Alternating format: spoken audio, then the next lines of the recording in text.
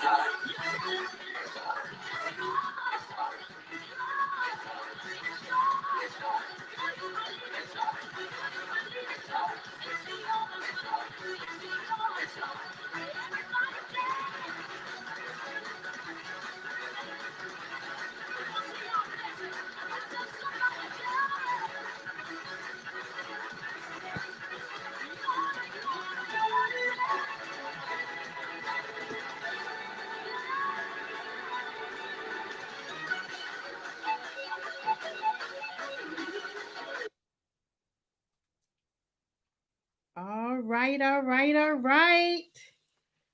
We are about to kick off the extravaganza.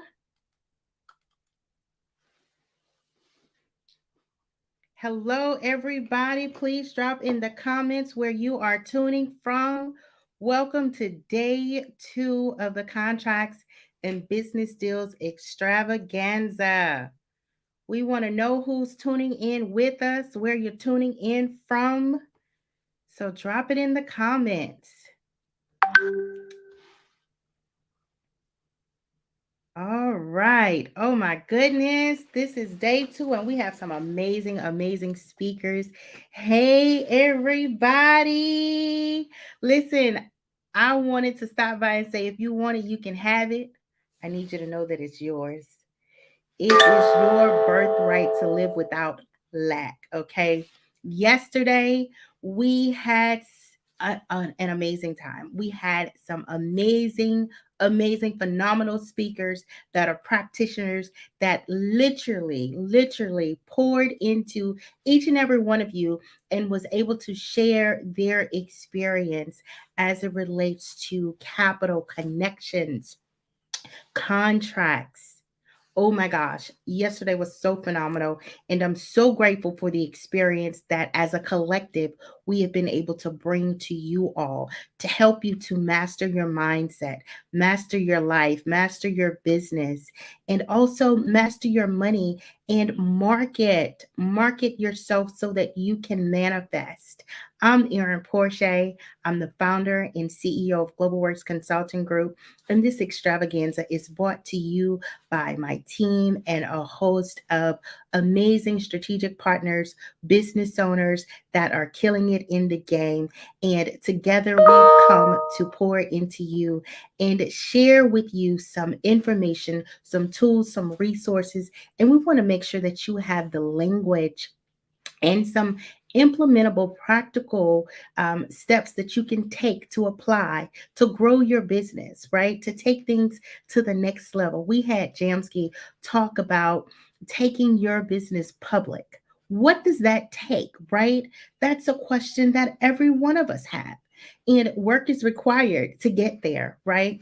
So we want to be your navigators. We want to help you in this space to grow your business. We want to help fill in the gaps. And that's the purpose of us putting on this extravaganza in this quarter. We are planning to do an in-person event, August, September timeframe. More to come on that. But for today, we are going to kick off this extravaganza with some amazing, amazing speakers. And we are so excited that you all are tuning in. So yesterday, we committed to sharing a challenge with you all. And we want to reiterate what that challenge is. Again, we want to make sure that you get the language, you get the tools, and you get the resources. And in order to do that, getting an understanding is vitally important. So the challenge is whoever can take some of the best notes, capture your takeaways, capture any quotes that resonated with you, package that information and send it over to us at the end of the extravaganza. We want to fly you to Washington, D.C. or Florida, where we will be hosting our live event in September, August and September. So, for anyone that is up for the challenge, you can send your notes and your highlights and your takeaways and those things that resonated to our email address at clientsolutions@globalworksgroup.com. That's clientsolutions@globalworksgroup.com.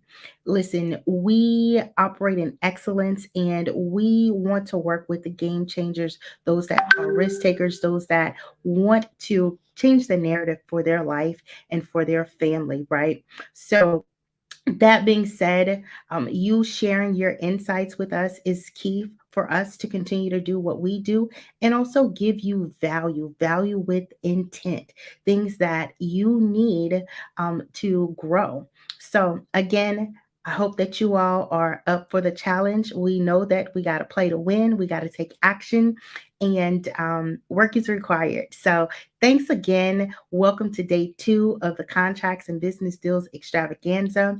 We're going to kick this event off. We want to acknowledge all of the boot camp alumni that have completed the free boot camp at contractsandbusinessdeals.com. We had a number of people that have completed this boot camp, and we just wanted to acknowledge you for taking action, for getting the information, and let you know that we're here to serve you and support you. And the journey doesn't stop here at the boot camp. Additionally, we have a workshop where you can actually take action, get your game plan laid out, and also we help walk you through those implementable steps. So, um, contact someone in our team to learn more about the workshop. We have a live workshop coming up in May, and we'd love to have you there. So, as we prepare to roll into our speakers, we have the amazing Mr. Paul Davis. Mr. Paul Davis is an amazing being, and I've just been so grateful and blessed to meet him. He's the founder of a tech consortium, and his company provides management and technology consulting services to the government on all levels, federal, state, and local, to include commercial and nonprofit organizations. So we are just blessed to have this jewel that brings such a wealth of knowledge to the stage. And hello, Mr. Paul. How are you this morning? Fine, Miss Porsche. I am so glad and happy to have an opportunity to be here. I Yes, also would like to say thank you to your administrative assistant, Miss Branford. yes, She sir. has been most helpful, and I really appreciate her taking the time working with me. And of course, I always enjoy working with you. So I'm excited, and just tell me when to go. Indeed. Yes, sir. Well, I am passing the baton. The stage is yours as I prepare to transition and hop off. And thank you so much for being here today. The floor. Well, thank you again for having me. I'd like to start off by commenting. Um, I'm going to give you a little bit of my background, sort of tell you where I'm at today, and then we're going to talk about what we can do to make our communities better. Because I believe, and once you hear my background, hopefully this makes more sense, that the key to our community in the natural, not the spiritual, but in the natural, is um, economic prosperity, because that drives everything else. So let's get started. First of all, my background. Originally from Lexington, Kentucky, um, had a lot of family, friends, cousins, and everybody growing up, but I was always the adventuresome one. And as I prepared for this, I realized that even as a child, I was always the one out selling stuff. Maybe not in your neighborhood, you didn't do it, but we used to have to sell stuff to go on trips with the Boy Scouts or YMCA. And I was always the one that had to hustle. So I should have followed that all along, but I didn't. So as I grew older, playing sports and everything, um, I always enjoyed knowledge. I always tell people there's four things you need to get, and you should get them all the time. That's knowledge, understanding, insights, and wisdom. And last time I checked, my God says you can get all the wisdom you want. All you have to do is ask. So I highly recommend that you do that. So once I graduated from high school, I did pretty well in high school. I was able to get into the Naval Academy, and always there's a lot of story behind that. But the main reason why I went there is because the individual that came to recruit me asked a 17-year-old, "Are you a man?" And of course, at 17, you of course know you are. And as a result of that, I ended up at the Naval Academy because I wanted to fly. And I had an opportunity to fly for the United States Navy. And then that took me into the intel community also. And so I did approximately 30 years of military and service. And then I started working as a contractor with Lockheed Martin. I tell you all of that because of I try not I always as a child I did not want to live my life with regrets. But if there's one thing that I would have done sooner is that I would have paid attention to my retirement in terms of how I was going to go into business. So it's nothing wrong if you're doing other things right now, great. But as you get ready to retire, particularly for those who are in the military, I highly recommend that you start building relationships with the small business folks within your agency. If you're are in the military, start getting to know who those folks are, and also getting to know what capabilities you have and how you might be able to monetize those. That's really really important um, for your well-being as you begin to start your entrepreneur uh, business efforts. You really got to know that. So based on that, I decided that okay, what and here's the reason why that's important. Remember those 5 C's? Well, I say them in a little bit different way, but that that third one, connections, I call it contacts, is really key. In fact, what I always tell people, the way you gain business, because in the end, you're only dealing with people, even if it's an agency. As you deal with those people, the critical piece is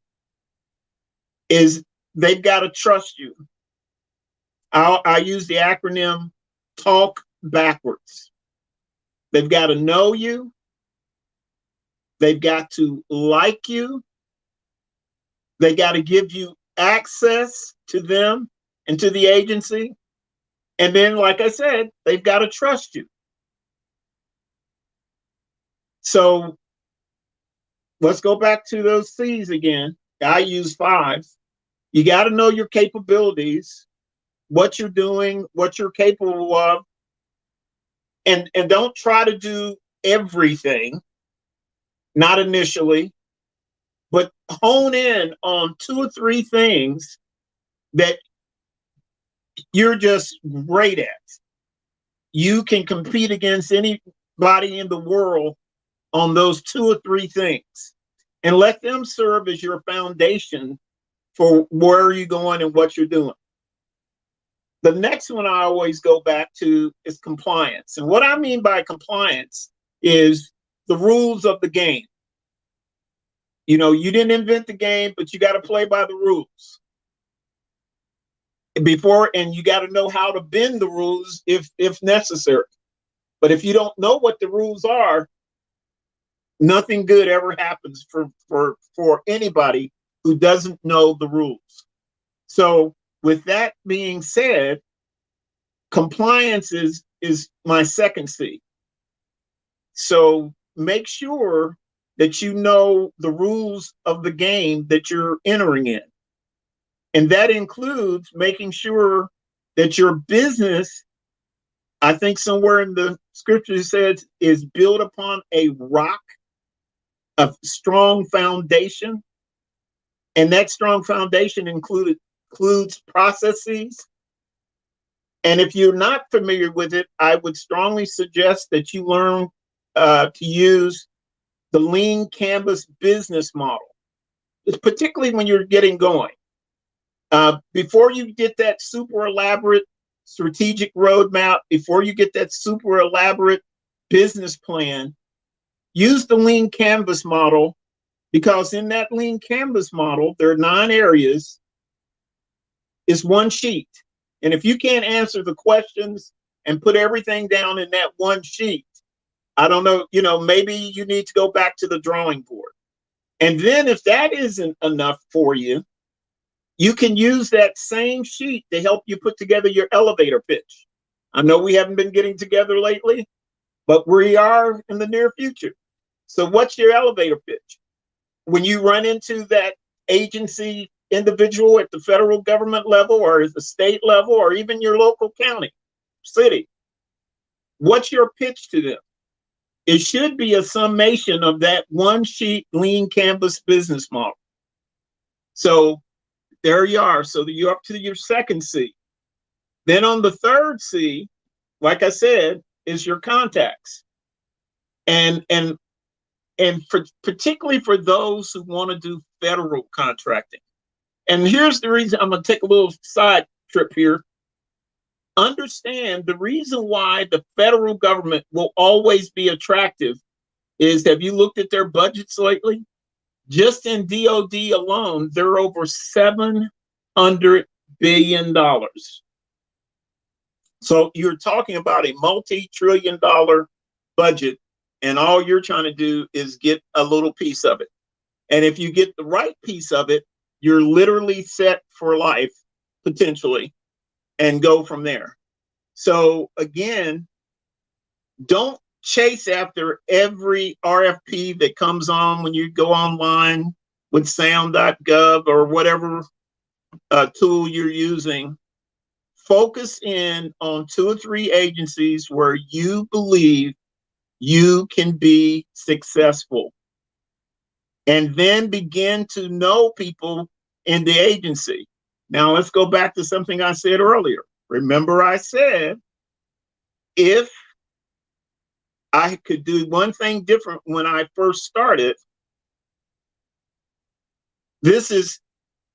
I would have built better relationships for when I retired. Now I have to admit, I saw other people doing it of a lighter persuasion, and I didn't really appreciate what they were doing and how they were doing it. So that's why I share that with you now. That is about the only thing that I would have done differently, because it would make your first 2 or 3 years a whole lot easier. Because if anyone has decided to do federal contracting, it's going to probably take you anywhere from 12 to 18 months, maybe 2 years to get a foundation. Because one of the biggest stumbling blocks to us, particularly people of color, and we don't do a good job of sharing and helping each other, is getting past performance. And as a taxpayer, I understand why it's that way. I just believe there's other things that should come in account. Because as I tell people, I did the Naval Academy and I did 30 years in both the Navy and the IC, the intelligence community. And I don't think the day I left, I went brain dead. But none of that experience counts. Only the company's experience counts, which is why you must learn.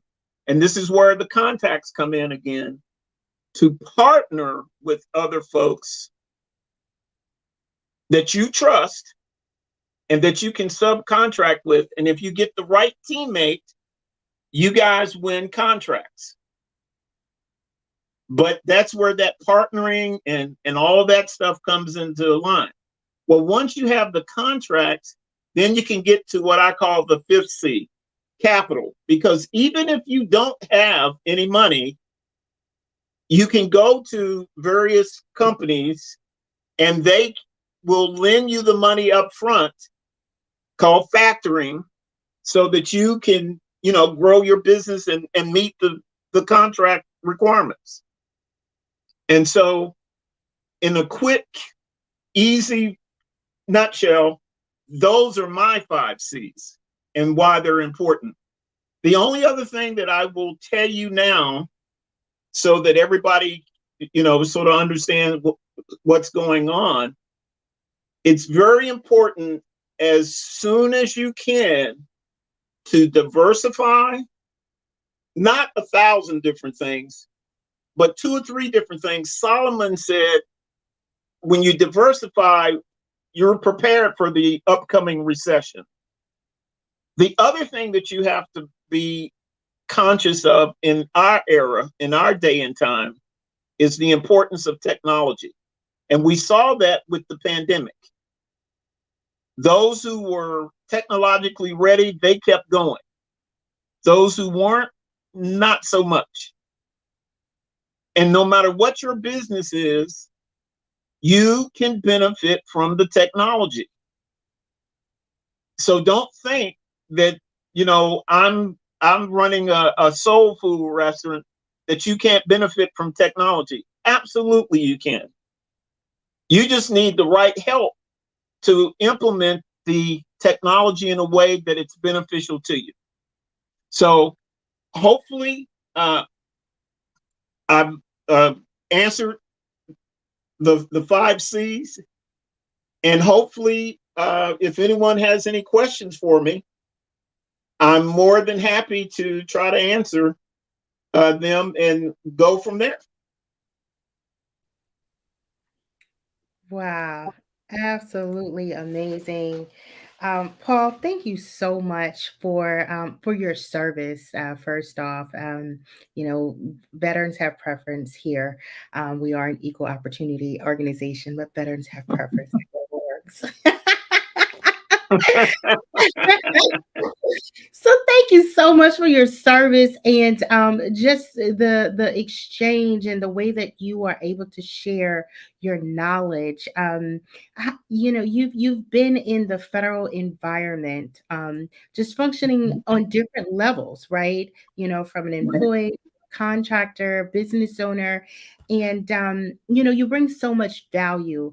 I personally have been blessed to be able to spend time with you and work in an environment with you amongst many others. And, the way that you are able to just articulate the value in doing business with the government and the approach, I think is so helpful and useful.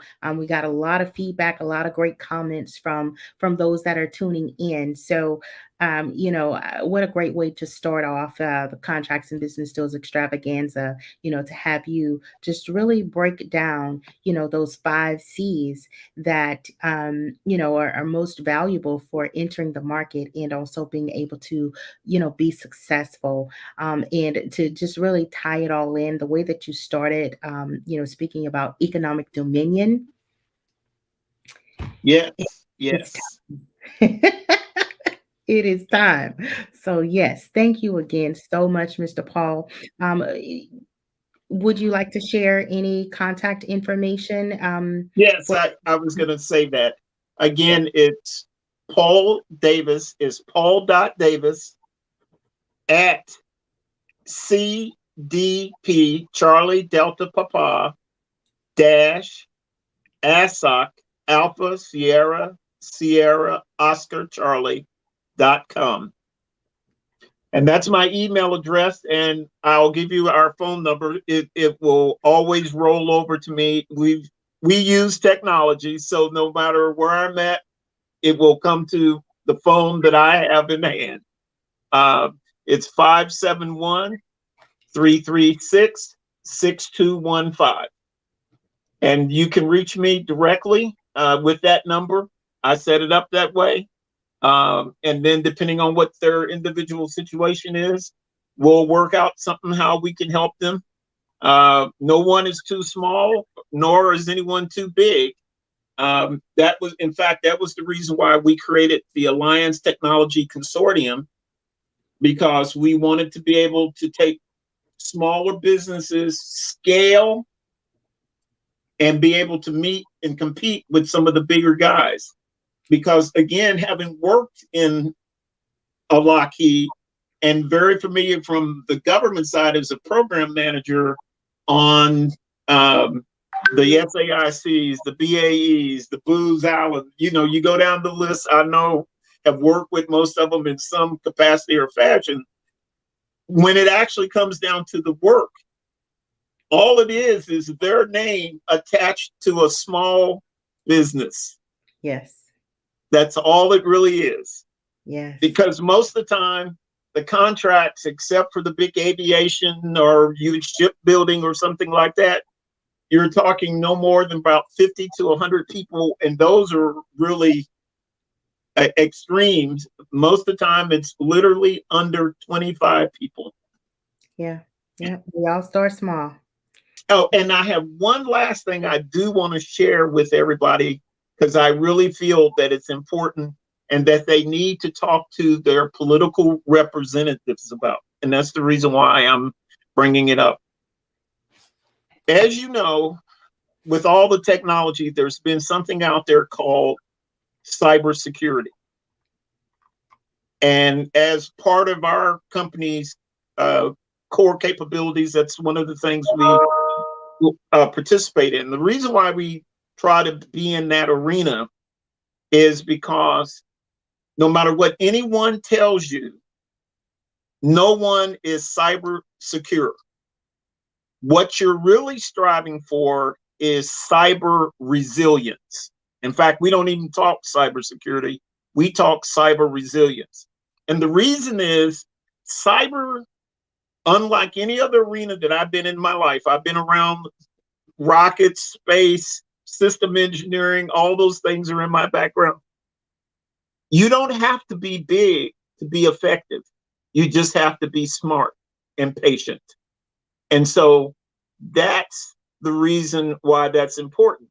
Well, the federal government is not stupid. So they're trying to get more cybersecurity after all the various breaches and all that. Well, remember I said that a lot of times when you get started, you have to work with larger companies and subcontract. Well, my concern is, and the reason why I want you to talk to your political representatives is this.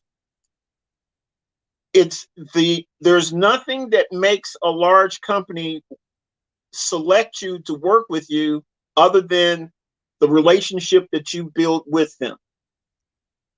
And what my concern is, because the way things are going, there's something out there called the cybersecurity maturity model concept. And what that's going to do, the CMMC, if you are a large business and you employ subs, if the sub has a problem with cybersecurity, they don't just blame the sub, they also blame what we call the large or prime.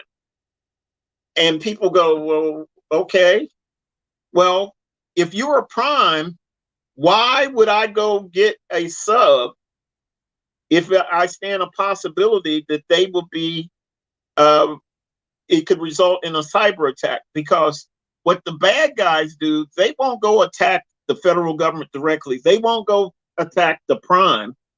They always start with the smallest company that they think they can get to and get in to go after what they're really going. It always starts with the smallest company and overpowering them. So if, as you know, people of color already have a problem getting large primes to take them on as subs, which is another reason why we created the Alliance Technology Consortium to fight some of that. What do you think is going to happen if they know they're going to lose business if they bring on a small a small subcontractor, and that subcontractor, all of their cyber stuff is not up to speed? And it's not that anyone is purposely doing something wrong, but if you call me and want me to help fix some of your cybersecurity issues, I'm going to help you to a certain point, but there's also a point in where I'm going to have to charge you, and it's going to cost money. And particularly for people of color, they don't always have the money to get some of the better defenses. So that's the reason why I think this is a critical issue as we strive for economic dominion. And so I just wanted to share that before I got off stage today. And hopefully, again, you have my contact information, and I'm available to talk about all of those things.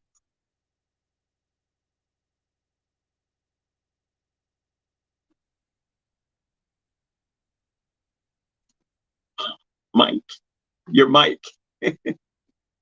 Ah, Thank you. Okay. Yeah, thank you again so much, Paul, for the value that you brought here today. Should you be available to hang around for our speaker panel and we do Q&A, that will be amazing for you to, come back to the stage and add value there. Okay. I surely will. And All again, right. thanks everyone for giving me the time. Yes, sir, indeed. All right, you all, as we continue this amazing experience for you all, we have up next Mr. Eddie Raymond, known as Eddie Ray, tuning in from Atlanta. And Mr. Eddie Ray, he's a native of Atlanta, Georgia, and he owns a real estate investment firm. And he serves at his investor coaching academy. His investment firm buys properties around the U.S. using various creative financing and builds its portfolio by holding and flipping properties. Without further ado, let me bring Mr. Eddie Ray to the stage. Hello, hello. Hello, Aaron. How are you? Wonderful, wonderful. Thank you so much for being here today, Mr. Transaction Engineer. It's I'm me. going to pass the baton and let you take the floor. Thank you very much. Thank you for having me on here, Aaron. I really appreciate you. Thank everybody for joining us. A little bit about myself. My name is Eddie Raymond, aka Mr. Transaction Engineer. And I've been buying and selling real estate for the past 18 years. And I've been coaching for about 3 to 4, going on 4 years now. So I really get a kick out of coaching. It really gives me a boost.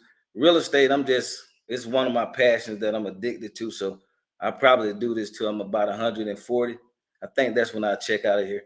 But I probably do this till 140 years old. So I love it. But a little bit about myself. I'm from Atlanta, Georgia. And the way I got into real estate, well, actually, my mom, she invested, I think, about 5 grand into my first seminar. So that's how I got involved in real estate. But before that, I was driving a forklift, making $10 an hour with 3 kids, and that was stressful. In a raggedy car, I had some situations, so I was going through some rough times. So thank God, my mom, she saw a webinar late at night. She called. We went to the webinar. I mean, not the webinar. We went to the seminar. It was a one-day seminar. Went to the seminar. We liked the information that we was taught. Now, if you see an infomercial and you see something about you can make money with little or no money in real estate, it kind of make you say, is that really true? Well, I'm here to tell you it's true because I've been doing it for 18 years. So I quit my job after that. After that seminar, I quit my job with 3 kids. So I had a lot of pressure. But that's how fed up I was with that job because they wouldn't even let me go to the seminar. The seminar was 5 days, intensive training. So I had to quit my job to go. Now, I don't advise people to quit your job because that's some stress. That was some stressful times. But so I made it through that, got into the real estate. My first deal, I put the house on the contract for $10, and I did a what's called a double closing on the property. So I found a junker for 70,000. A junker is a raggedy house. A house that need a lot of repairs. Put it on the contract, and I sold that contract to someone else, and I made $15,000. 15 grand, $10 investment, 15 grand payday. It blew my mind. But at first, I couldn't imagine that was true because I never heard of that kind of stuff growing up where I grew up in East Atlanta, Georgia. So, hey, it wasn't nobody talking about real estate. I wasn't taught anything about real estate. I didn't even, well, my dad, he's a general contractor. So I grew up messing, fixing houses and stuff with him, but he never knew the business side of things. So once I went to that seminar and made that that check, made that 15 grand, it just totally blew my mind. On top of that, well, let me rewind. Let me rewind. A thousand deals later, over 1,000 deals later, I'm still doing this, and God put it on my heart to pay it forward, to help people out here, because a lot of us, we don't have privilege to this knowledge. Every time I go to seminars, we're definitely the minority, probably 1% in the room, maybe 2% in the room. So I put together Transaction Engineer Academy about 3 years ago, and we've got three.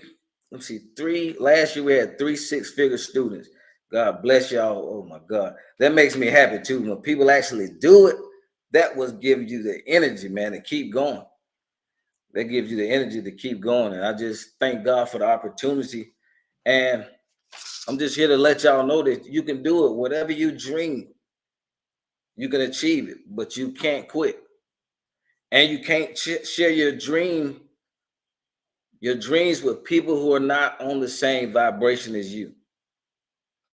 If they're hating, or if they're negative, or they can't see themselves doing what you're talking about, then they're going to shoot it down.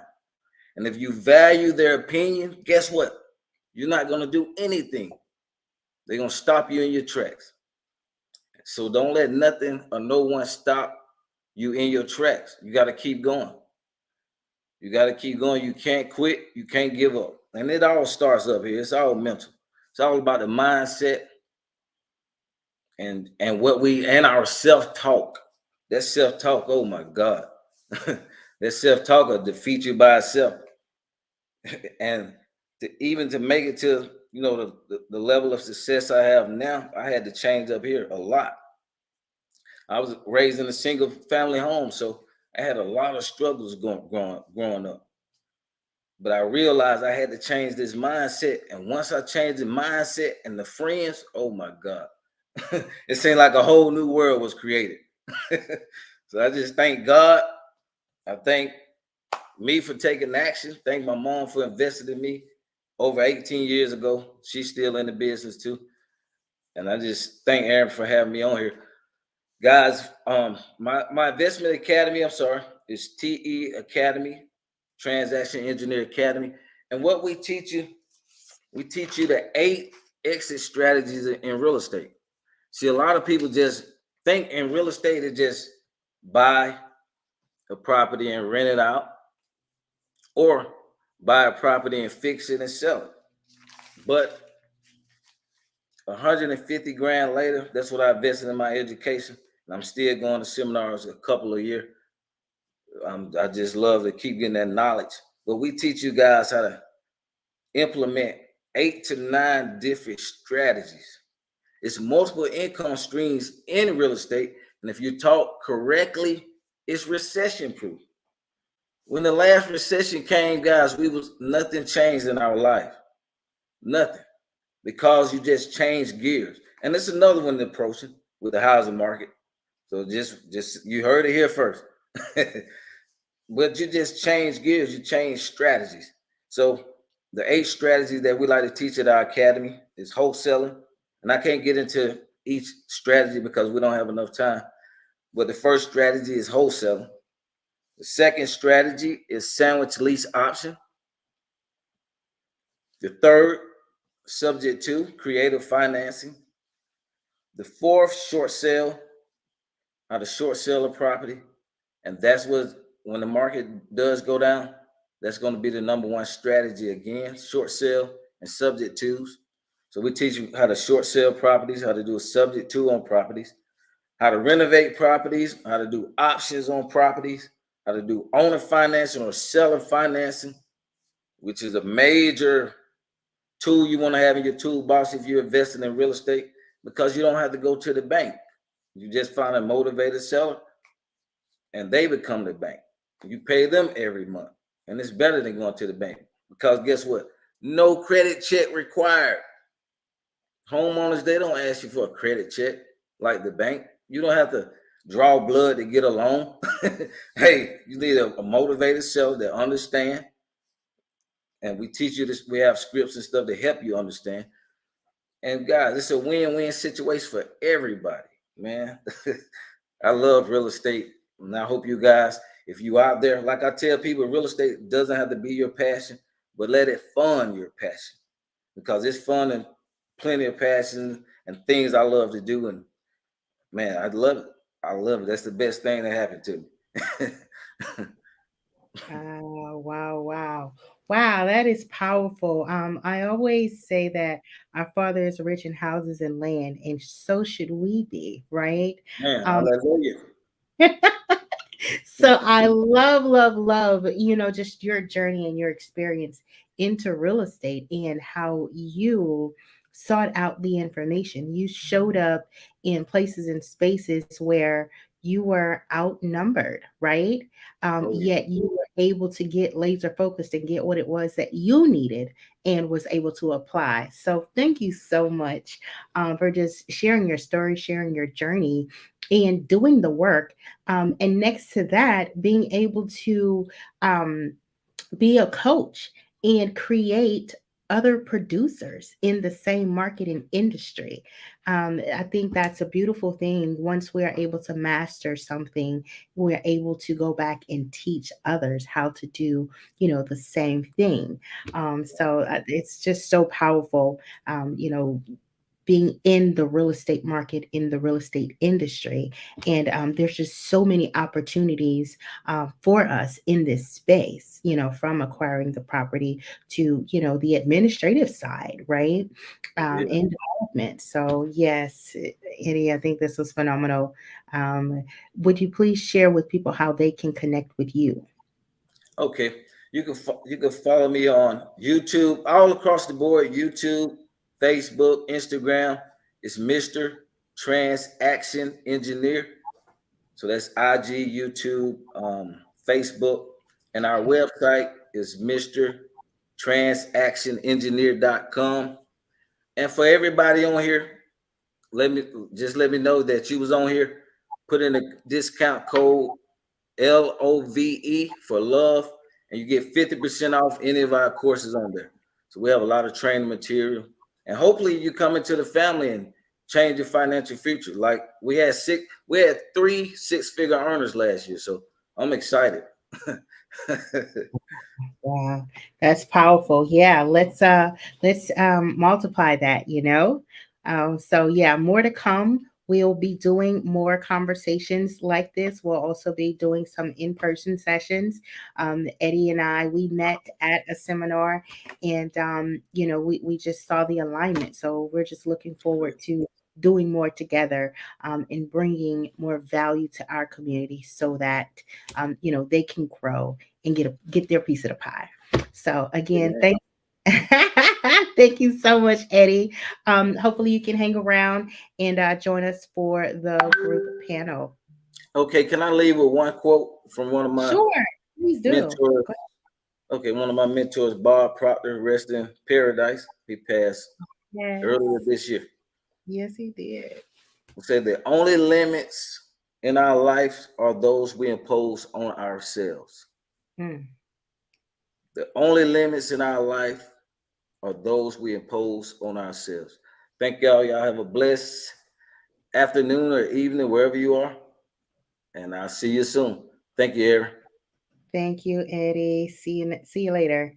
Okay. All right, you all, as we prepare to transition, our next speaker is Mr. Daryl Peaks the second, and that's Daryl with 2 R's and 1 L. He is Google's very own strategist, federal strategic partnership strategist, and Daryl has been here with us at the Extravaganza. He's been a supporter of the work that we do. He works on all levels of government to include small businesses, and he resides in the DMV area. So we are going to bring him to the stage. You have seen him, you have met him, and here he is again to bring more value. Hello, Daryl. You're on mute. Hello, hello, hello. Hey, Aaron, how are you? I am wonderful. Thank you so much for being here once again with us at the My pleasure. Extravaganza. I'm going to turn the stage over to you, sir. so that you All can right. deliver to the people.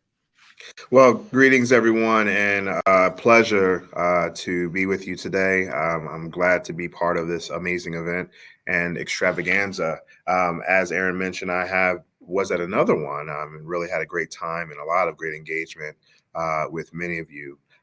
Definitely like to give a shout out to Paul and Eddie for providing such insight, not only in regards to government contracting, but also in regards to how to look at real estate, which is very interesting and timely. So, one of the things that I'm going to be covering in the short time that I have with you today is the conversation around partnerships and contracting, and specifically the federal government. So, as Aaron mentioned, I am the head of federal strategic partnerships at Google Cloud.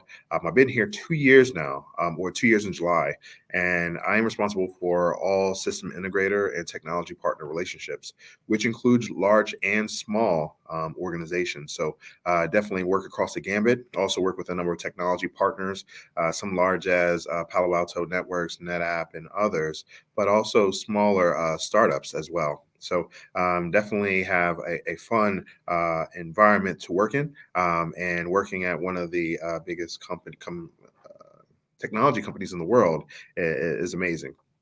So I'll start off by talking a little bit about Google Cloud and what we are doing.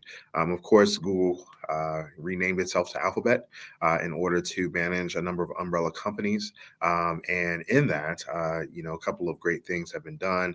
9 billion user applications, 40% of the world's internet traffic goes through Google, as well as the creation of such companies and acquisition of companies like YouTube, Fitbit. You hear about Google Maps and Android are some of the most popular. Now, one of the things that I would like to start you out with is a little bit of information in regards to your business. So Google would love to have you not only as a customer, but also as a partner. And one of the things that we do in support of small business is Grow with Google.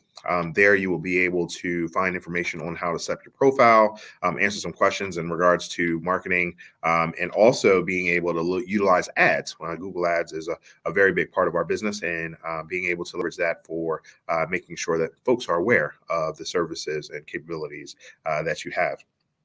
The other thing that I would like to talk about is that in using Google, we have seen 10x to 18x return with a number of our solutions. So being able to work with you is really where we want to focus in on. Now, moving on to Google Cloud and where I work, Google Cloud is really the technology behind the overall Google. And in that, we have a number of things that we are focused on. Traditionally, the data center aspect of network computing and storage, but also looking at machine learning, identity, and data analytics, as well as connecting it all together through a solution called APIs and API management. Um, that is something that we are, really focused on. But the thing that I would like to transition to is my role at Google, and it's really about partnerships and what is the importance of partnerships for you. In regards to partnerships, there are different level of partnerships, and I'll talk about 4 different areas. One is in the federal government, you work with a number of departments and agencies. There you have so many government leaders and government employees who are looking to solve problems to better the quality of life for citizens. So in looking at that, you want to be able to partner with them. You should know who the OSDBU of the various agencies are. And that person is responsible for small business relationships to make sure that small business percentages are being achieved and that you have the necessary resources and insights that you need, as well as understanding when the industry days are happening. Industry days are a great way to not only understand the requirements, but also engage with the program offices that are associated to those specific requirements. The next is service partners. As you look to deepen your capability, especially when it comes to technology and technology capability, you want to have technology partners that you can rely on. So there are a number of partners who work with small businesses. There's a number of partners in my ecosystems that have small businesses that they work with. I can call out Accenture, Deloitte, SAIC, Booz Allen Hamilton, and others who are really geared towards giving work share to small businesses, but qualified and skilled small businesses, those who have experience not only with data analytics, machine learning, security, as well as productivity tools. The next kind of partnership that we talk about is the product partnerships. Now, there's a lot of product companies that are out there. You have Google Cloud, of course. You have other providers like Palo Alto, Salesforce, and others. And in creating those partnerships, it does require you to go through either a sign up or to get certification. So if you are interested, many of us have websites that talk about our partnership program, and we would love to really engage you. And I'm happy to answer any questions, and I'll provide my information at the end. And the last thing is your nonprofits or your consulting organizations. So working with individuals like Aaron, but also there's a number of nonprofits that focus on public-private partnership.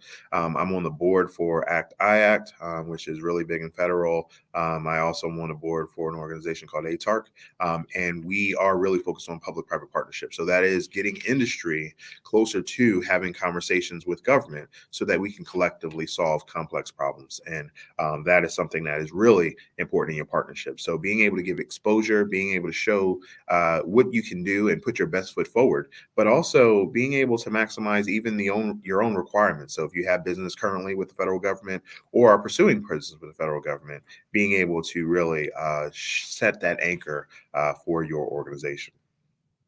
Now, in regards to government appropriations, it's really interesting based on what is there. I know that Aaron talks about capabilities, capacities, and contracts being a focus area of hers, and being able to look at where the money is being spent. So, based on the recent appropriations, we've seen significant investment in IT and cybersecurity based on the focus of the administration. VA being the largest of the appropriations at $8.4 billion, which is looking at like a 14% increase.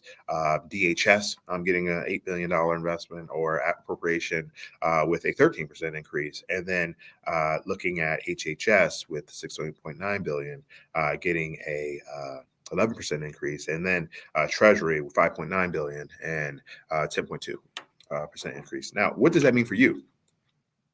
Well, being able to understand and target what are the capabilities that they're looking for, right? They're looking for cybersecurity, they're looking for cloud, they're looking for data analytics, they're looking for clinical research, they're looking for, national security solutions. So being able to understand where you can provide your secret sauce to support those organizations is definitely critical. So we want to make sure that you are focused. So a couple of administrative focuses are public health, cybersecurity, climate. So that's really a focus. Google itself has been carbon neutral since 2007 and looks to be carbon free by 2030, meaning that we are going to be using natural resources and clean resources in order to run our data centers. There's also a number of focus in the R&D space. So when you think about high performance computing, when you think about some of the nuclear aspects, when you think about some emerging technologies like artificial intelligence and 5G, those things are very big focuses of the administration. But the really cool thing, and this is really exciting for small business, is that there is a priority of the administration for small business, and they're looking at 15% of the work that is being allocated towards small business, and they're looking to achieve that by 2025. So you definitely want to make sure that you are in that conversation and being able to maximize the benefit associated to it. Also working with SBA. SBA has additional lending that they can provide you. So being able to go to the SBA website, identify what those lending opportunities are, and then bringing that back. As far as the other things that I wanted to cover, and we're going to talk about now, contracts. So you want to be on contract vehicles or be associated to organizations who have contract vehicles. There are definitely opportunities for you to do work with the government without contract vehicles through simple acquisition and things of that nature. But being able to have your own contract vehicles gives you a competitive advantage to go after task orders that fit your skill set. So we talk about 8A stars a lot within our organization: Alliance Small Business, Oasis, CIO SP3 Small Business, NASA Soup has some small business functions. So being able to leverage those contract vehicles and then responding to those task orders. So what does that mean? Making sure that you are maximizing your past performance and getting great write-ups for them, but also when you talk about proposals, getting your templates together so that you're able to address L&M in those RFPs and RFQs. So that is really going to be important because it gives you speed and you're able to respond to more versus trying to reinvent the wheel every time. And working with individuals like Aaron and others definitely help you accelerate that process. The other thing is where to fish. I talked about some of the appropriations, but you want to be able to identify opportunities when there's RFIs out there, how to respond to those. When there's RFPs out, how to respond to those as well. A couple of resources, and it tends to get more expensive as you go down the line. But G2 Exchange, they have one for Fed Civ as well as health. They have GovTribe, which is very helpful and informative. You got Govwin that has a lot of details and a lot of great reports, and also Bloomberg Government.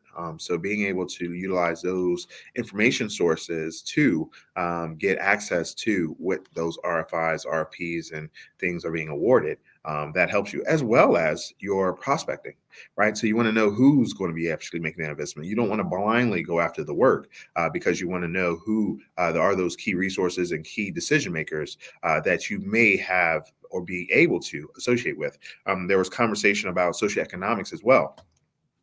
HubZone, SDVOSB, being able to have 8A and others, they would give you a great conversation starter for a number of these agencies. So I would definitely maximize that if you have it. And definitely if you have an 8A, maximize that window because it's really important.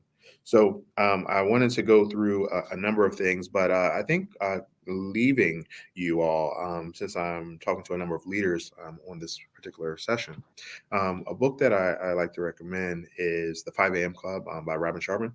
Excellent book. Really does talk about how this individual started waking up at 5 a.m. And really accomplishing a lot more. So many of you are already part of the 5 a.m. Club. You just didn't know it. But definitely would recommend checking out that book when you get a moment. Robin Sharman is an excellent author and definitely someone who can provide you insight. But I'll take a page out of Eddie's book and do a quote of my own. And the one thing that I always just often say, and this is really around the fact that there's a Jobs Act, right? So you have legislation around jobs, you have legislation around the infrastructure bill. The road to success is always under construction. So definitely want you all to just continue to pursue the goals that you have. Continue to really maximize those outcomes.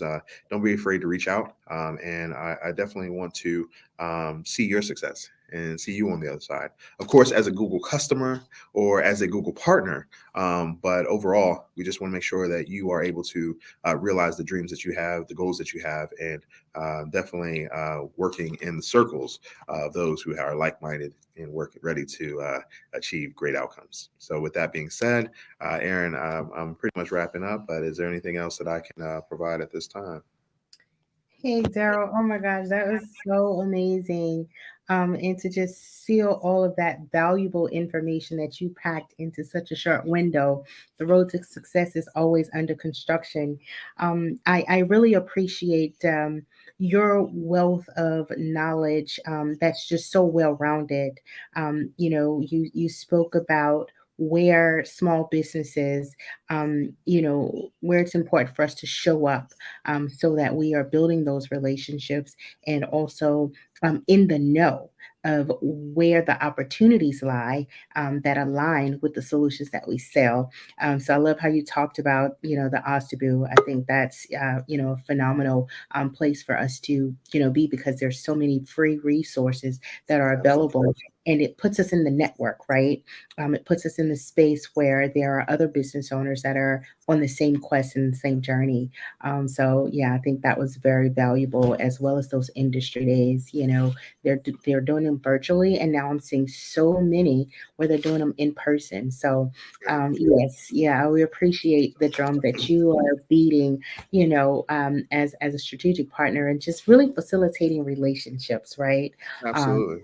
bring value. So, once again, amazing. We appreciate you just being, that Google partner for small businesses. Yes. And please let people know how they can connect with you to learn more about how your services can benefit small businesses.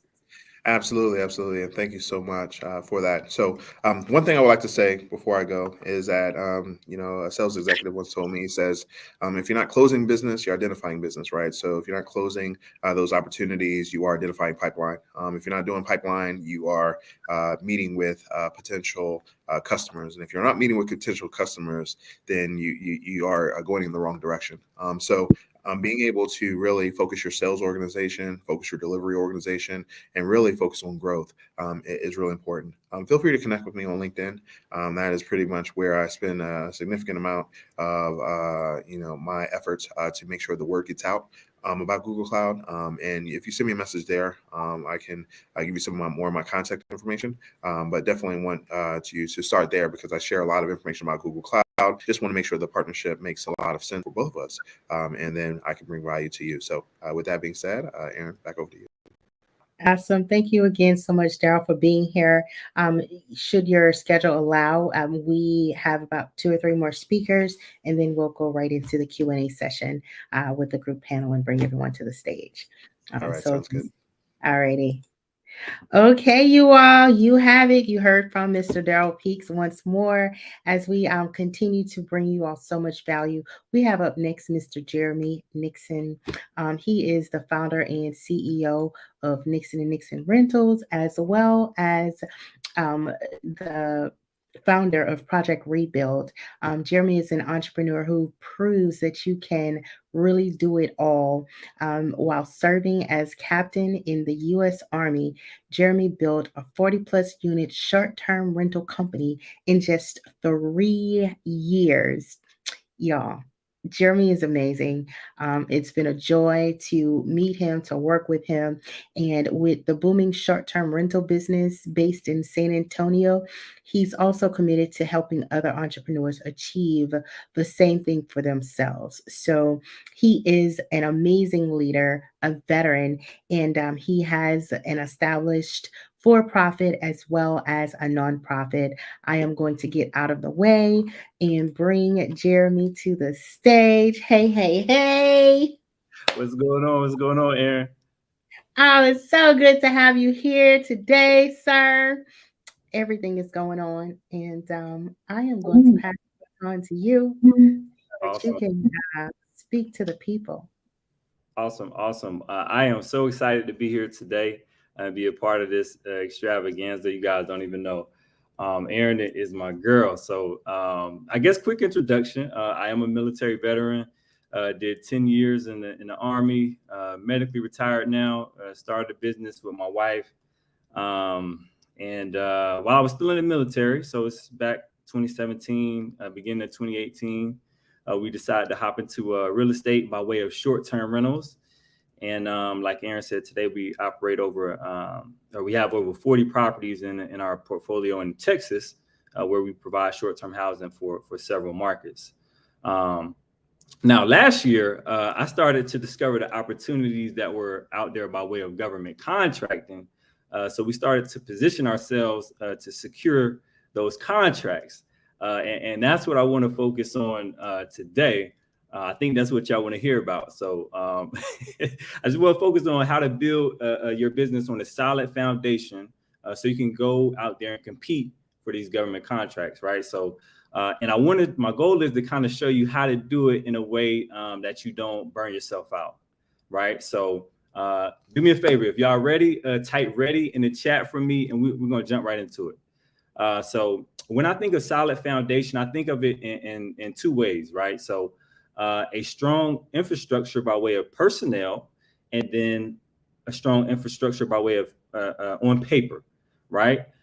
So I want to start with the personnel, right? So building a team is a big part of having a solid foundation, right? And eventually we all have to learn to leverage our team to continue to grow our business to the 7, 8, and 9 figures, right? Because you can't do it all by yourself.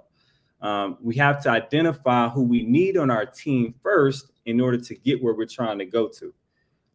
So for me, I have on my team, I have an executive assistant, ops manager, 2 operation assistants, 24/7 customer service team, a 4-member cleaning team, a maintenance guy, bookkeeper, tax advisor, But these are all the pieces that I identified that I needed in order to grow and scale my business, right? So we got to figure out what that looks like for your business, and then honestly, once we figure that out, it really is not that hard, I promise y'all. So we want to make sure that the people that we hire, align with the mission and vision that you have for your company, right? And also understand that your own weakness, you really want to understand your own weakness and make sure you bring in individuals that are strong in those areas that you aren't. So as we kind of get into business and we start feeling ourselves and we think we know everything, we don't, right? So you got to be real with yourself, understand where you're weak, and then bring individuals in on your team that can, fill in those holes, right? So, okay, Jeremy, how am I going to bring in team members when I don't even know what they're going to do? And you don't actually have to have, you may not have the processes yet. I think Paul mentioned this early in his presentation. Or say you don't have the standard operating procedures. Well, let's talk about easy ways to build those things. We can build SOPs. You don't necessarily have to have everything from the get-go, right? So some tools that I used when I was first starting off, I leveraged their software out there. Loom is one. Y'all type Loom in the chat, Loom. Loom is a free service. As long as I think you keep the videos under 5 minutes, Loom will record. It'll screen record. It records your voice, so you can kind of talk through what it is that you're doing on a computer, and it'll record it, and then that can serve as a SOP right there, right? So Loom is a good tool. Otter, everybody type Otter in the chat. OTTER. Otter will record your voice, and these are free. Otter will record your voice, and then it will transcribe what you're saying on paper. So then now you actually have written out, if you want to just talk through your SOPs, it'll write it out for you, right? So now you have that written out. And these are things that don't take a whole lot of time, but can help you significantly in building those SOPs. Okay, so Jeremy, so now that I have these SOPs, where am I finding these people to actually bring onto my team? A great question, right? So if you're looking for, maybe like virtual assistants or executive assistants, you can find them on platforms like Upwork. Upwork is a good platform. If you're looking for on the ground people, you might want to leverage platforms like Indeed and find individuals that are in your actual area. If you're looking for really good, let's say operations managers or operations directors or anything operations, I use the company called the Ops Authority. They specialize in finding training and training operations professionals. That's not just I found them through San Antonio, because that's kind of like where I operate, but it's not just San Antonio. They find people all over, and they kind of work remote. So the Ops Authority, that's another great resource. So these are all things that I actually personally leverage, and this is how I actually built my team over time, by using some of those tools and resources. So that's more on the building a strong team. Once you have that team in place, then now you're not stressing out and and going crazy, pulling your hair out and wanting to quit your business by year 2. You still got some fight in you. You continue to grow and scale your business. Okay, so that covers personnel. I want to switch over to making sure that we have that foundation built on paper. Jeremy, what do you mean by on paper? Well, I mean by having, your certifications. You need to be registered in SAM and all those good things, right? So for the sake of time, I'm going to assume that everyone has or knows how to properly set up their entity and obtain their EIN number, DUNS number, etc. So then I can hop right into the juicy stuff. If everyone is good with that, just put a 1 in the chat for me. Put a 1 in the chat. We'll move on. And I also think Credit Goddess and I believe Credit Goddess kind of covered that too yesterday. So if you missed it, you might want to go back and check it out. So we'll hop right into some of those things that we kind of need to cover on paper, right? So, also, if anyone does need help with, making sure your business is structured, definitely you're in the right place. I think there's plenty of people here in this network that can assist with that. So one of the biggest things you can do to position yourself on paper is to get your certifications. So, and get all of the certifications that you're eligible for, right? So there are so many certifications out there.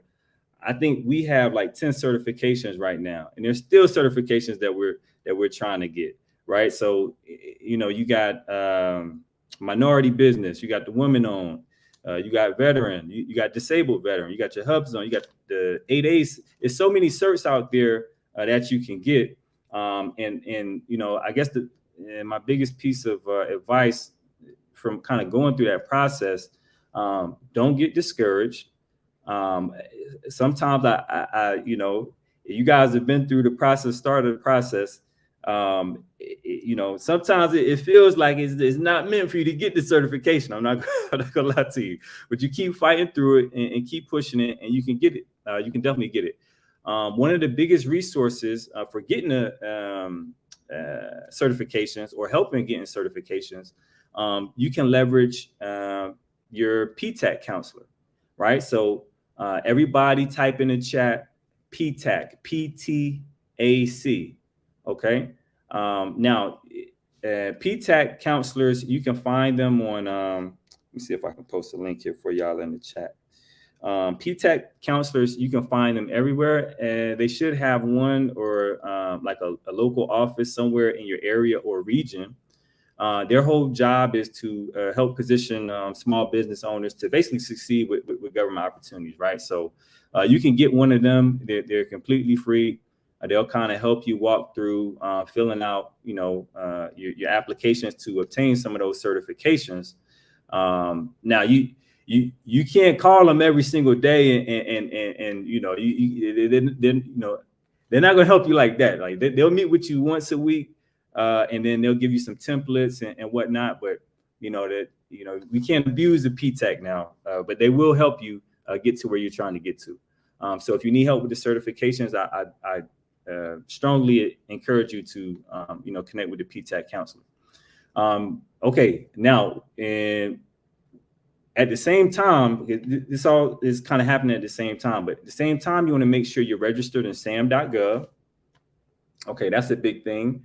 Again, if you need help with I think PTAC may help with that, but you got people in the network, Aaron, you got people in the network that are professionals and experts that can kind of help you maneuver through some of these things, right?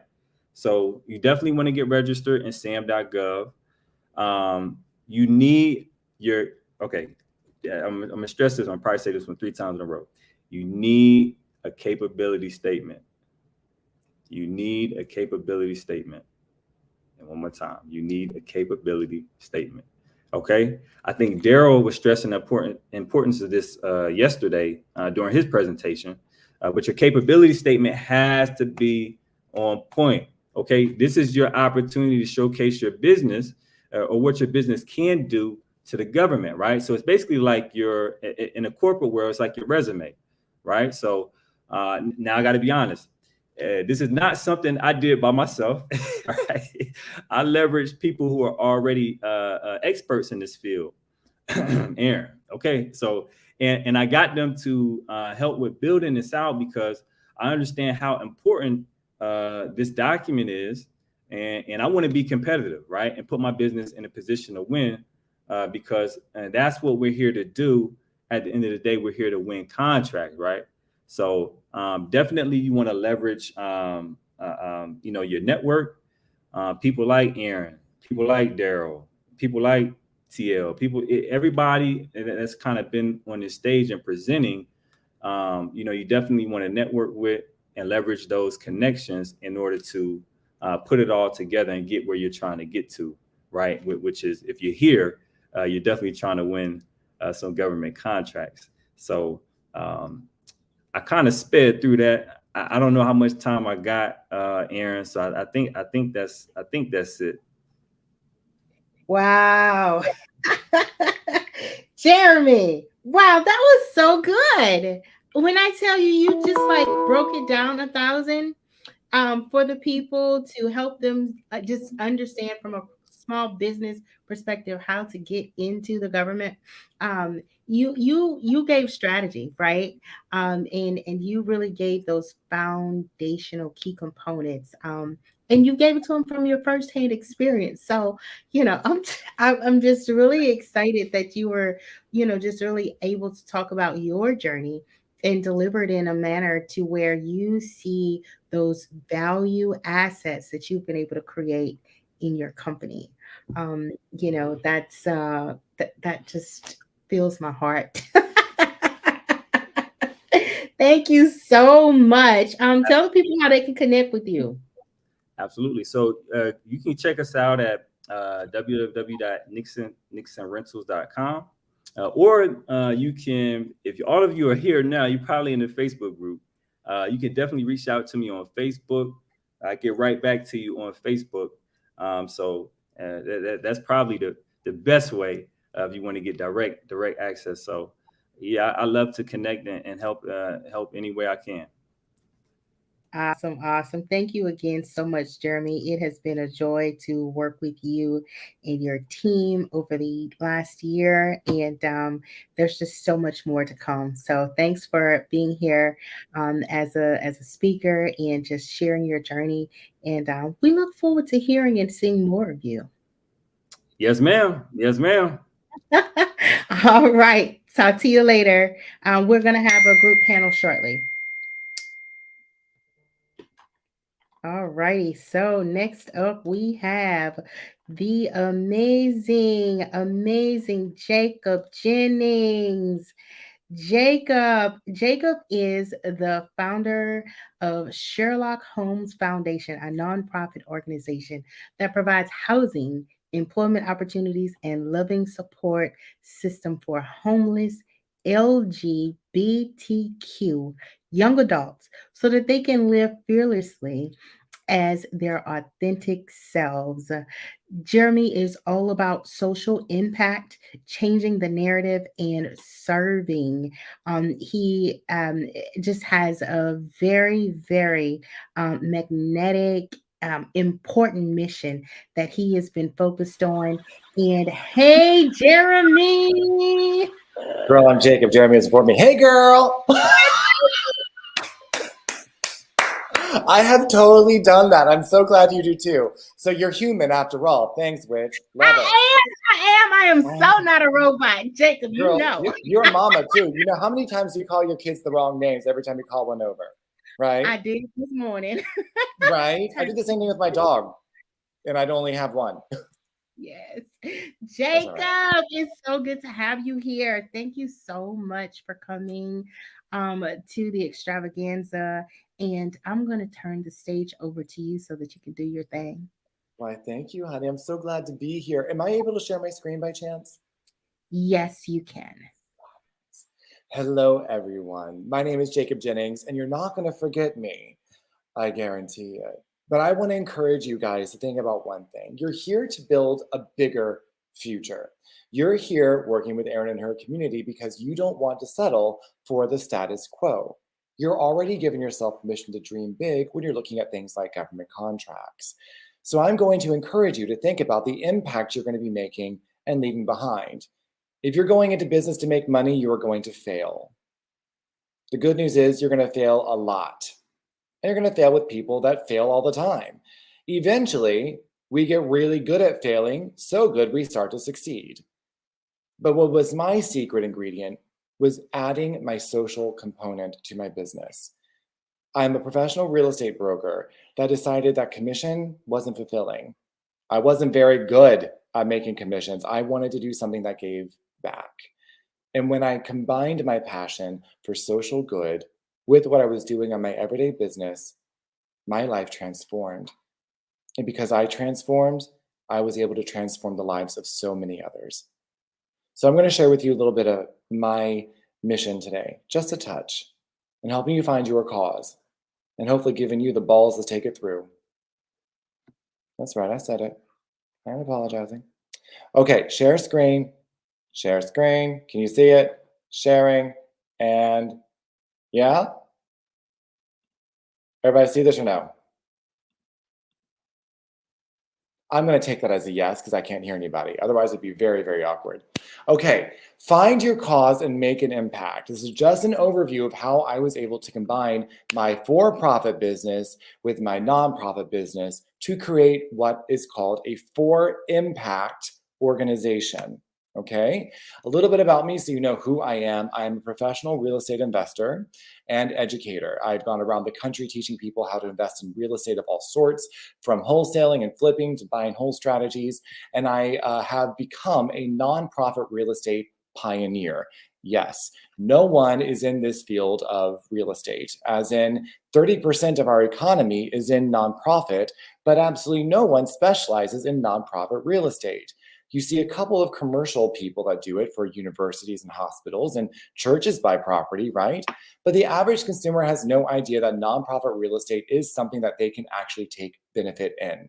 So I started looking at how to combine my nonprofit experience with my real estate experience, and I was able to come up with some really cool solutions. Talk about more in a second. I am also an MC. I host events, professional events, believe it or not. I know, all of this on stage. Can you see me at Google there? Could you see me like entertaining people during a conference? Yeah, it's something else. I make boring things entertaining. Anyway, I am the founder of the Sherlock Holmes Foundation, as Aaron mentioned, a 501c3 dedicated to ending youth homelessness. I am a product of youth homelessness from being LGBTQ. So I wanted to give back. Now, I started off my career as a professional ballroom and Latin dancer, which gave me the ability to think on my feet, literally, all the time and come up with creative solutions. And I use those solutions when I help investors learn how to make an impact, not just an investment. Sherlock Holmes began in January 2020, although we filed in May. We did not see the pandemic coming, as none of us did. Had I known that, I would not have done it. It would have been too intimidating. Y'all, I went through a pandemic with 5 LGBTQ homeless teenagers. They weren't my kids. Y'all over there complaining that your parents and you had to worry about your kids, honey, I was taking care of someone else's problem, all right? And I am here to tell you I survived. And because I could do that, I can do anything. And I'm going to empower you to do the same thing, all right? So pay attention. We're going to get somewhere here. We opened up in Boca Raton, Florida. However, within 6 months, we expanded into homes in Colorado Springs. 2 months later, we were in Peyton, Colorado on a 10-acre transgender rescue. And then we bought 3 properties in Peyton, Florida, Palaca, Florida, I apologize. Palaca, Florida, where we were housing seniors and immigrants living below poverty. We try to provide homes for those in need, not just LGBTQ. It gave me the ability to actually create a business model that allows you as a business owner or investor to go and modify it for the community that you can reach. We can all reach someone, and it's not going to be the same one. Who you want to reach and who will receive your help are 2 different things. Write that down. You can put in the chat box.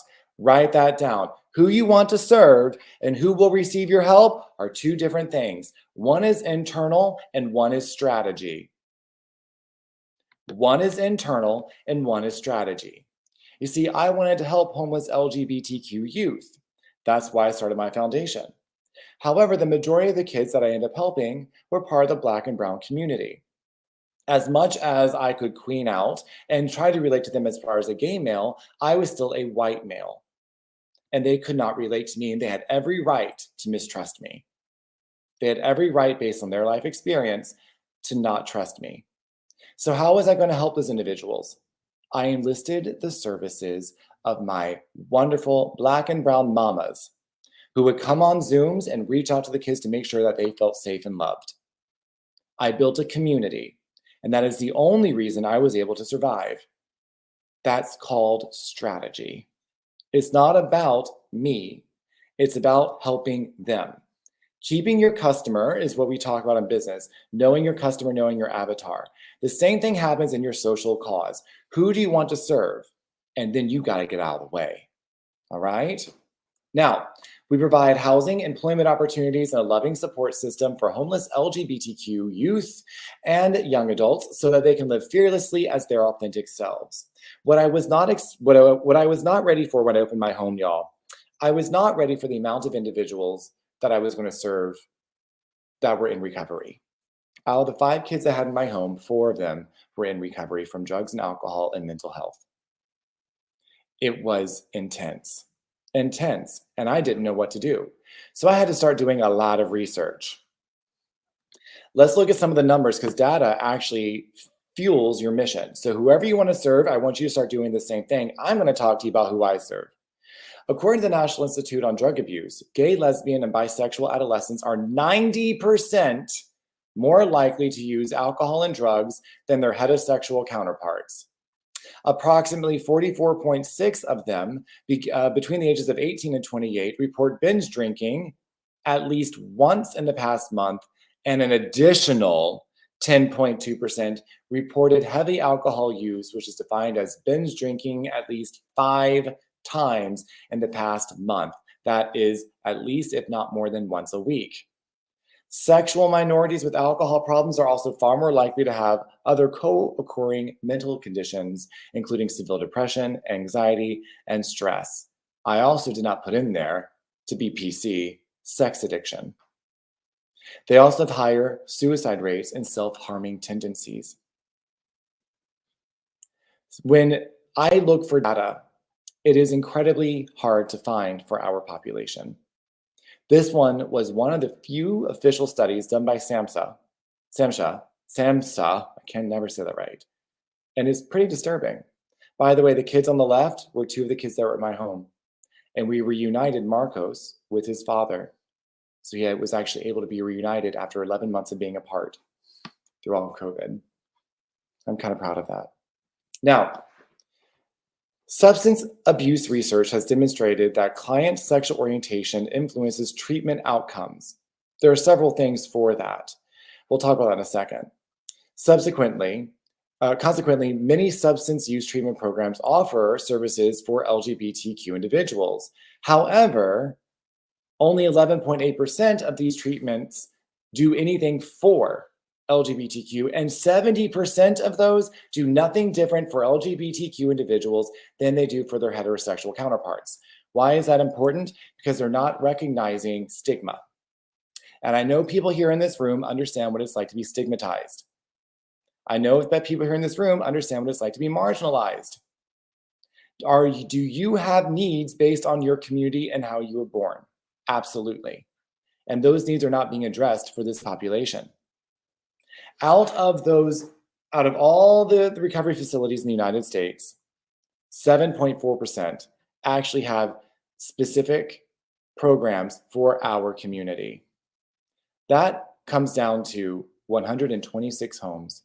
There are 14,500 recovery facilities in North America.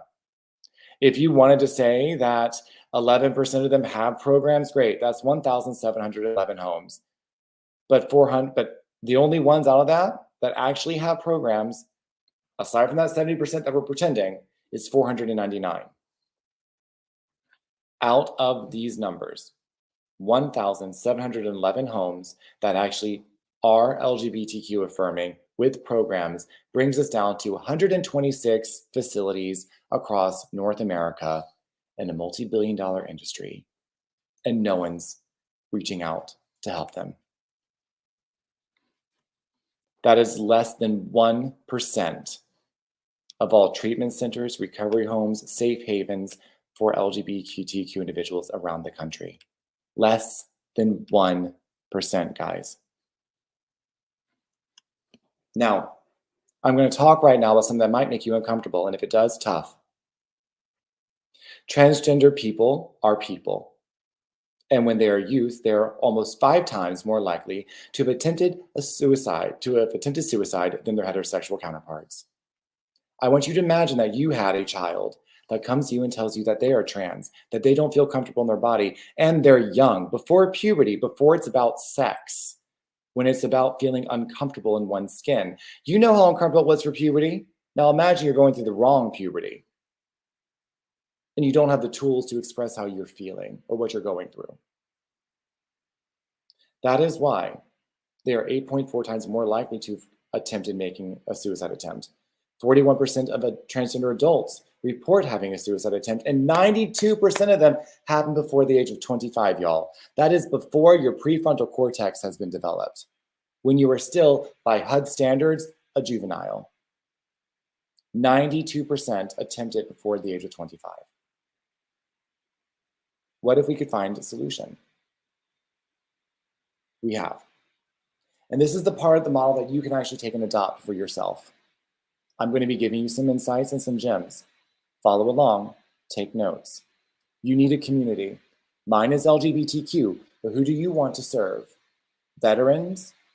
Single mothers? Homelessness right now is affecting families and elderly above any other population. Families and elderly because of COVID. Is that who you want to serve? Let's talk about it. We address homelessness and addiction. Why? Because it's really easy when you're homeless to want to escape your situation. The fastest way to escape any reality is by numbing your senses through drugs and alcohol. We all know this, we are adults. But then it becomes a problem because you're not able to address your reality with any skill or support. Then there's the stigma that comes with substance use disorder or alcohol addiction. This is actually a biological problem. What is someone's vice is someone else's pastime. What I find very easy that doesn't affect me is someone else's actual disease.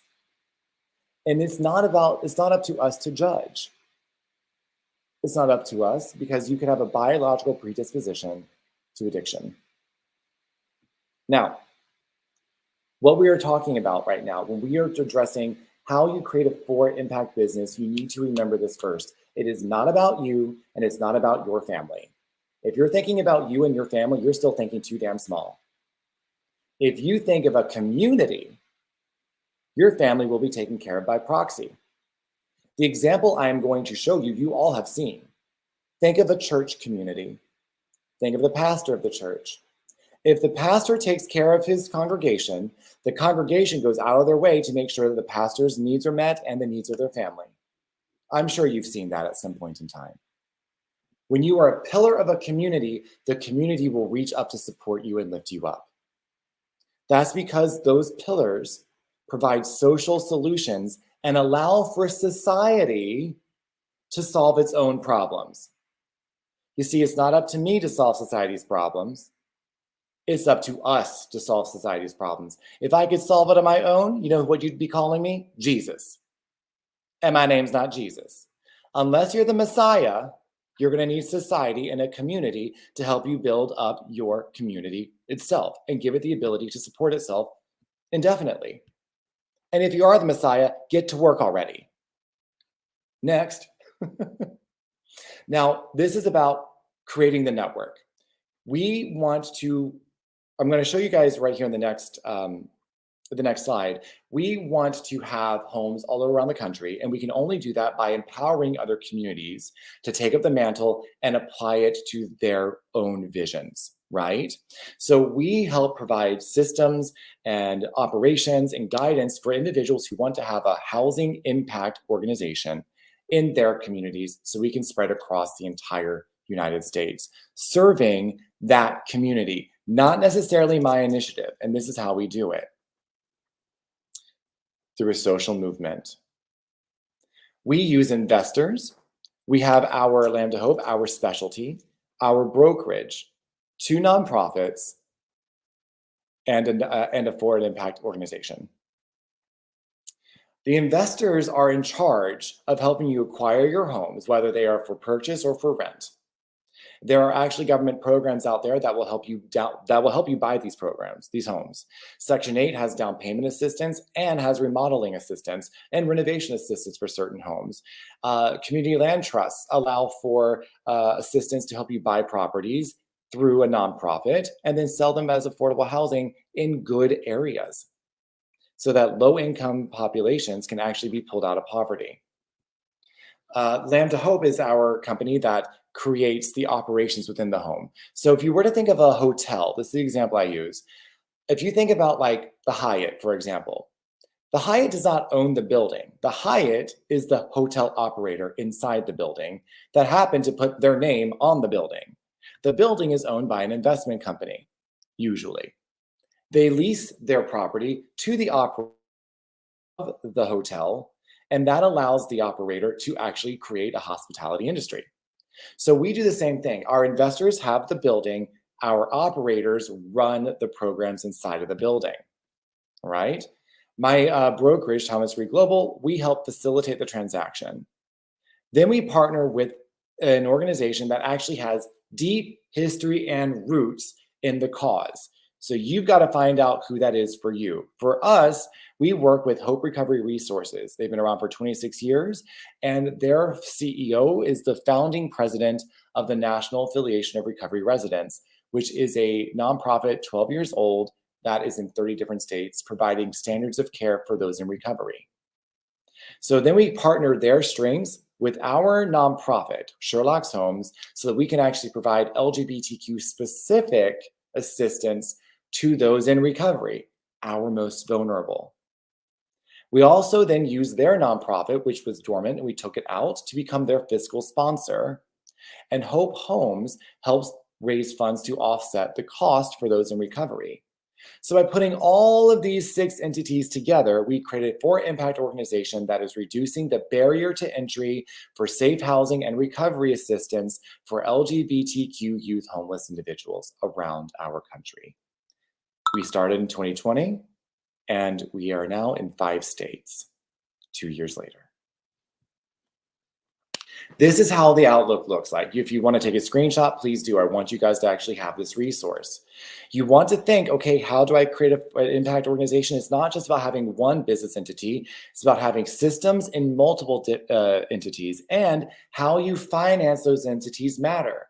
The nonprofit organizations can get government assistance, but they also have other strategies that they can use in real estate to fund their mission. 7% of nonprofits, I have the number somewhere, do not know how to accept charitable gifts of real estate.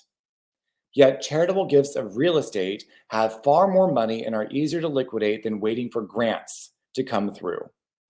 That does not mean you don't want to write grants, but it just means you've got to find your skill and leverage your skill. Mine was real estate, and I found a way to make real estate operate my business. All right, as a nonprofit.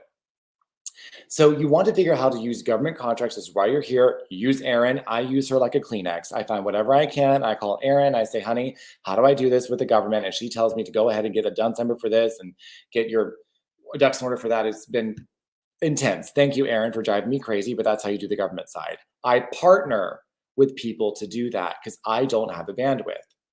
I partner with my investors and make it a valuable investment for them. They will accept a good return, especially if they're making a positive impact. Never underestimate the power of impact.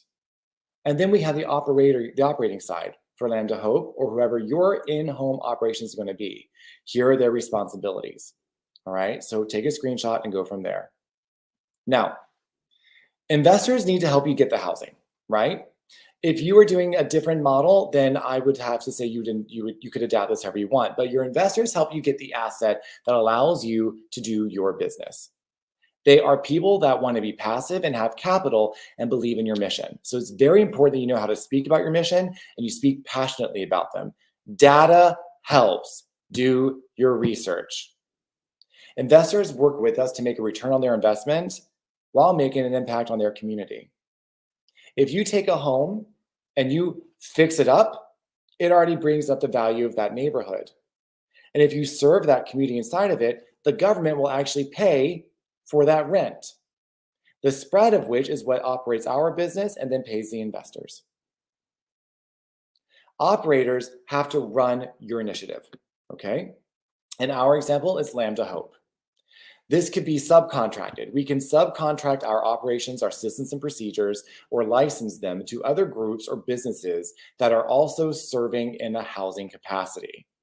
This is how we've been able to scale so quickly and are able to train individuals to run these homes, also lowering our overhead and empowering other communities to step up to the plate.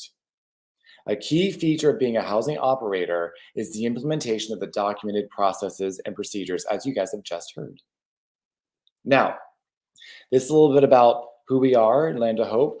I honestly just created this entity, and we already have 2 houses, one in Raleigh, North Carolina, and one in Richmond, Virginia. We are also working right now to help other nonprofits that are failing because they didn't have the community support.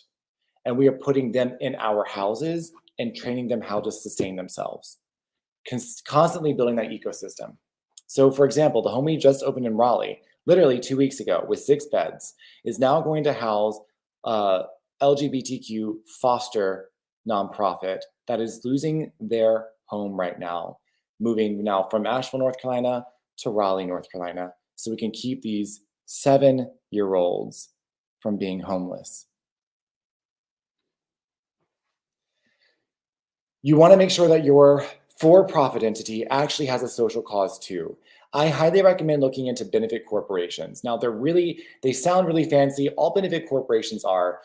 It's an LLC that has extra wording in their bylaws that state their for-profit initiative, and it is not allowed to be altered in case your management changes. So when the president retires or the CEO steps down, that mission cannot change. Benefit corporations that you already know are organizations like Tom Shoes and Patagonia, all right?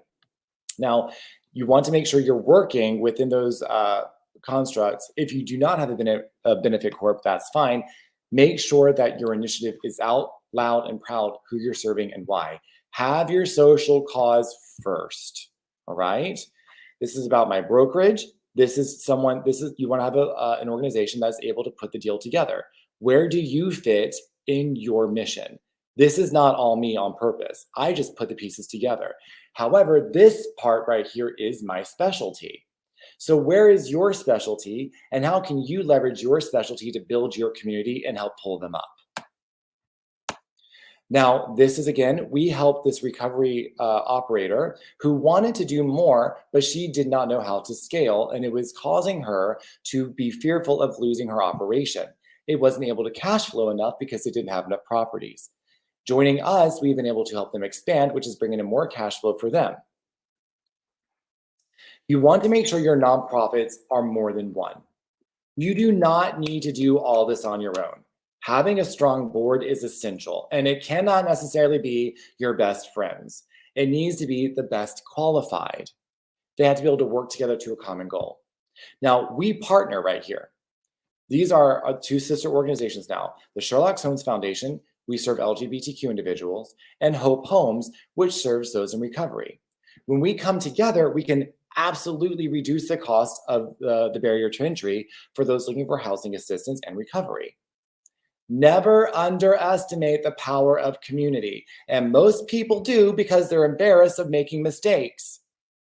Who cares? You're human. You're going to make mistakes. Have you made them before? Guess what? You're going to keep making them. Suck it up, put yourself out there, and you're going to find more people wanting to help support you than you are judge you.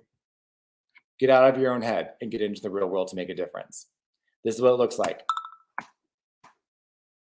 In our organization, we created, I think I just did a slide, yes. This is what ours looks like when we put it all together, right?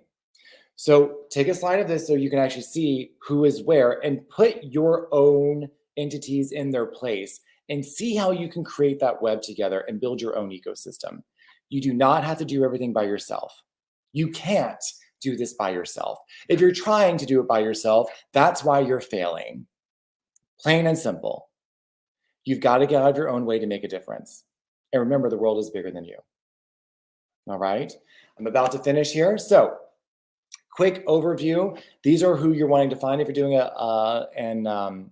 a housing organization, you can go ahead and take all the names on top, but you need to find these 6 kinds of entities that you can work with to create your ecosystem. A money partner, a landlord, subject matter expert, a couple of nonprofits that help you build community, and another business that can actually help you with operations. And that's everything I wanted to share there. So thank you very much for letting me share with you a little bit more about how we serve our communities, and we're taking that around the country to create a social movement using real estate as the vehicle for social change. Thank you, Mary. Absolutely amazing. Thank you so much, Jacob. You are a unicorn in this space, and you bring so much value and insights, from your experience. And I love how you have, just navigated the process and being able to partner with other individuals to really bring that holistic service and support and just the wraparound solutions that are needed. So thank you so much for all of the hard work. And we're going to bring on Fred, and from there we'll have our panel discussion. So hang around. I will. Awesome, awesome. All righty, we have a Mr. Fred. Fred Smith. He is a copywriting coach, business mentor, and researcher specializing in sales copy, ads, and scaling. He is also a veteran. I must put that in. He has accomplished so much as an entrepreneur, and he has scaled up several companies from scratch at the kitchen table to becoming multi-billion dollar jacknuts, starting with nothing more than an idea, a dream, and lots of elbow grease from putting in the work and making things happen. The companies that he scaled up in the automotive industry and also small to mid-sized business categories, they've generated billions in annual sales and in finance, in insurance sectors. So without further ado, hello, hello. How Oh, wow. You have me blushing. Thank you. How are you? You look so amazing. I'm wonderful. Thank you so much. Thank you for being here. It is your time. We want to hear from you, just the marketing master. And yeah, please, I'm going to turn the stage over to you. Hey, I just want to thank you. And just Jacob, wow. Scorched Earth synapses is just totally incredible and just dead on point. And my name is Fred Smith. I'm the founder of iFix.marketing, and I'm just here to literally serve the world. It sounds crazy, but as Aaron gently reminds me, sometimes we just don't know how to express ourselves, or maybe we do, or maybe there's different dimensions. You see what I'm saying? So we have to keep up with how we think. We have to keep up with how other people think. And this is the space that I create in iFix.marketing. You see, I had no intention on becoming quote unquote marketer. I learned the skill as a veteran in the Marine Corps. It's 26 years ago. And I just get so broken up because communication's been commoditized. It's just crazy, you know. Cynthia, she hit me up yesterday on Facebook. So it's just like, wow, I was her editor. She remembers when I got that reward, like I got that medal. I didn't even care about the medals or anything else like that. I just wanted to help people.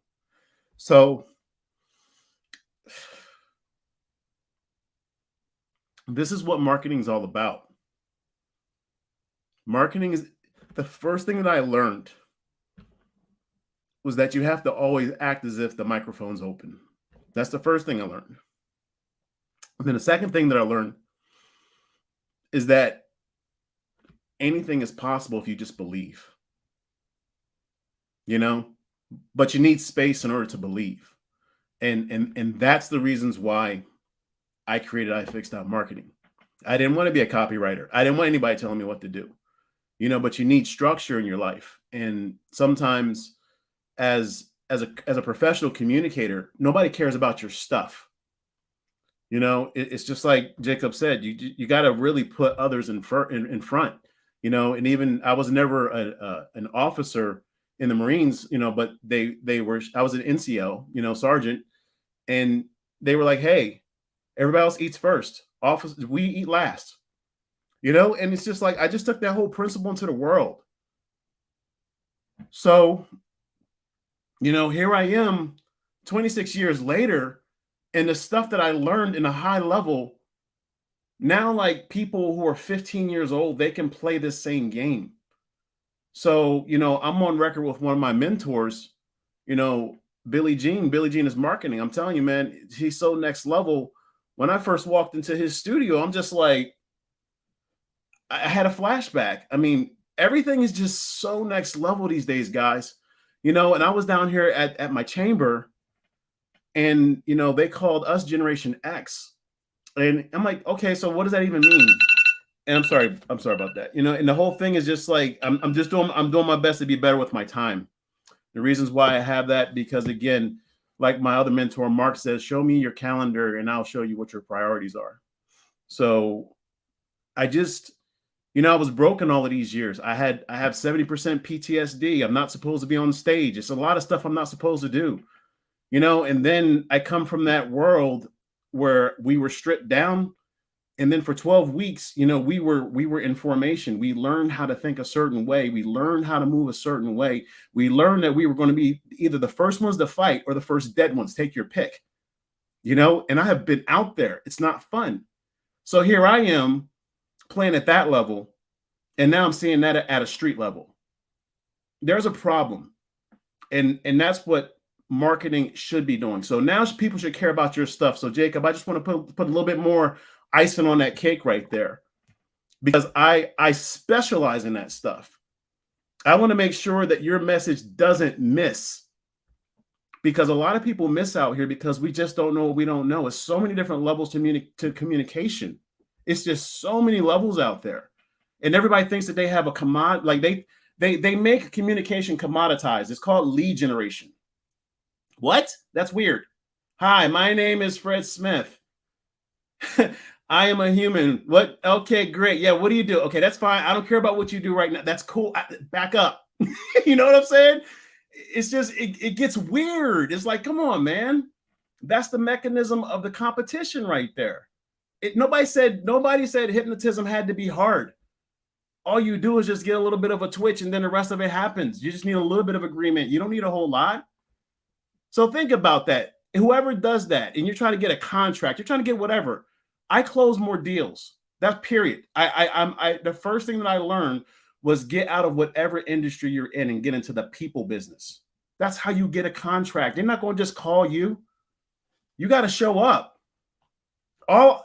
Everything that I've done my whole life up until I came into this online marketing lane, my phone used to ring off the hook so much that my wife will tell you.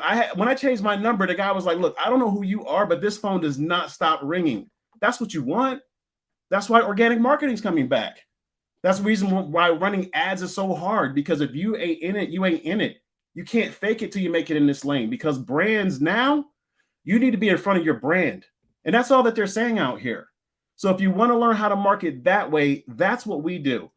We want you to be able to have a real conversation with somebody, you know, and just wake up from the hypnosis. You know, you got to play every ace. You know, we talked about purple. Purple represents the healing. We talked about green. The green represents the money. We need both in this game. You know what I'm saying? People need to see you. These mirrors right here, that is you reflecting back. It's the law of the mirror. So whatever you're seeing is what you're believing. But the minute that you learn how to get out of your own way is the minute that you learn how to market the moist marketing way, because that's what we do. So I'm done, Aaron. Much love.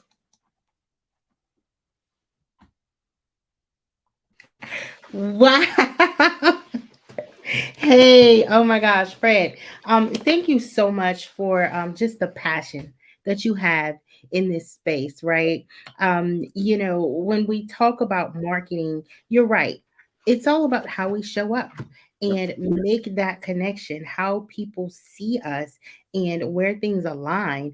That's going to begin to form that relationship. So I love how, you know, you just really helped us to, like you said, wake up and get out of the hypnosis. We've got to show up and be authentic. People can see and read when we are not authentic, right?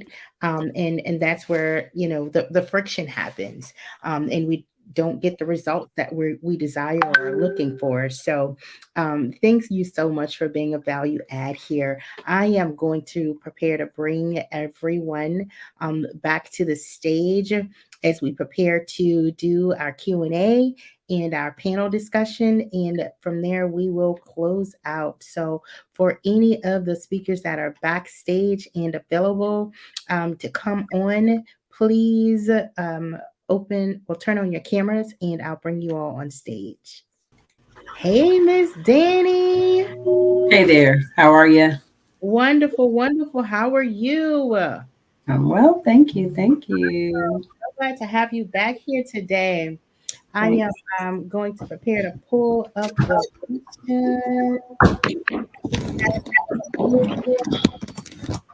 It was so amazing today. All of the value that everyone brought to the conversation, and we got some great questions.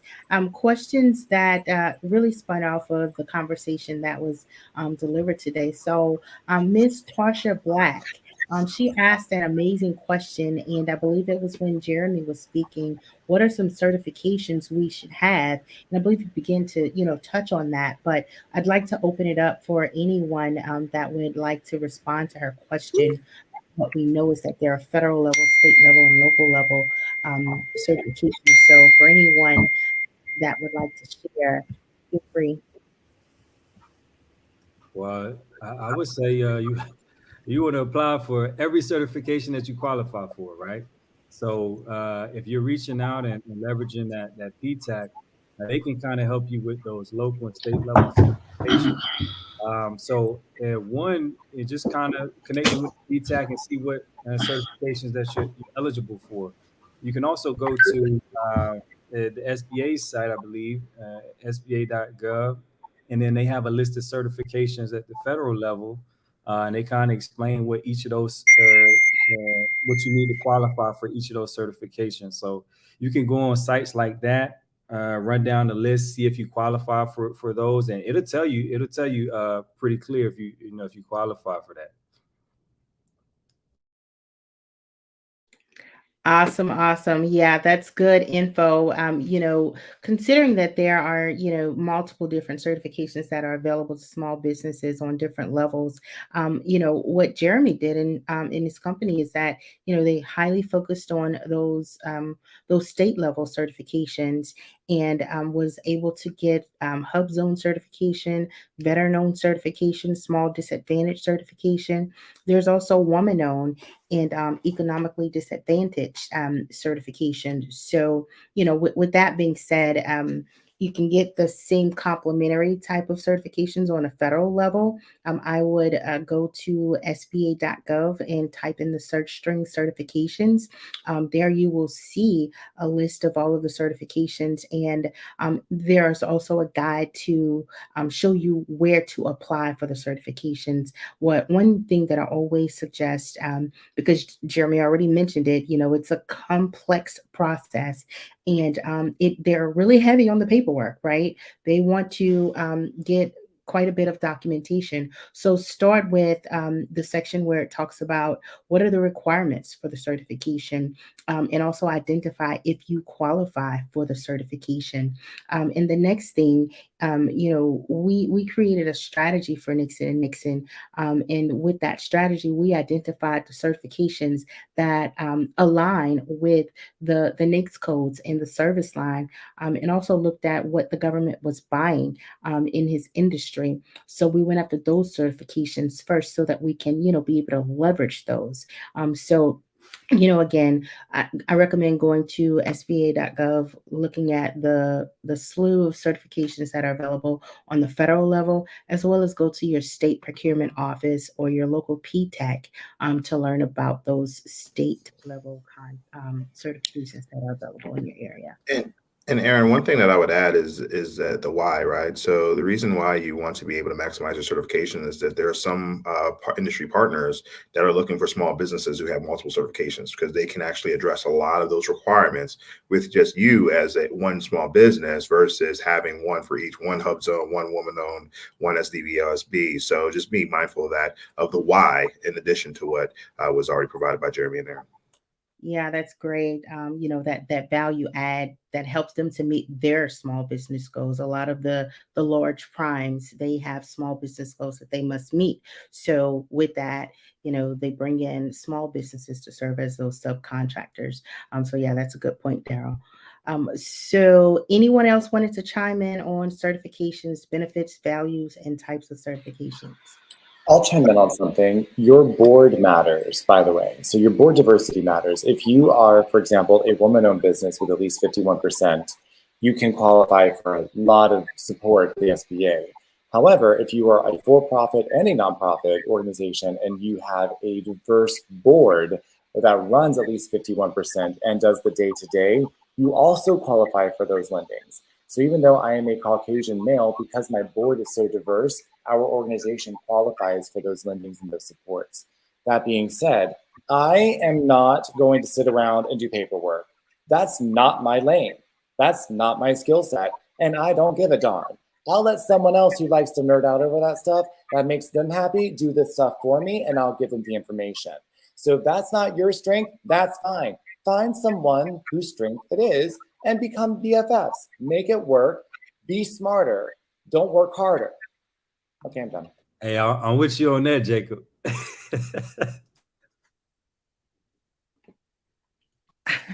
Yeah, that's good.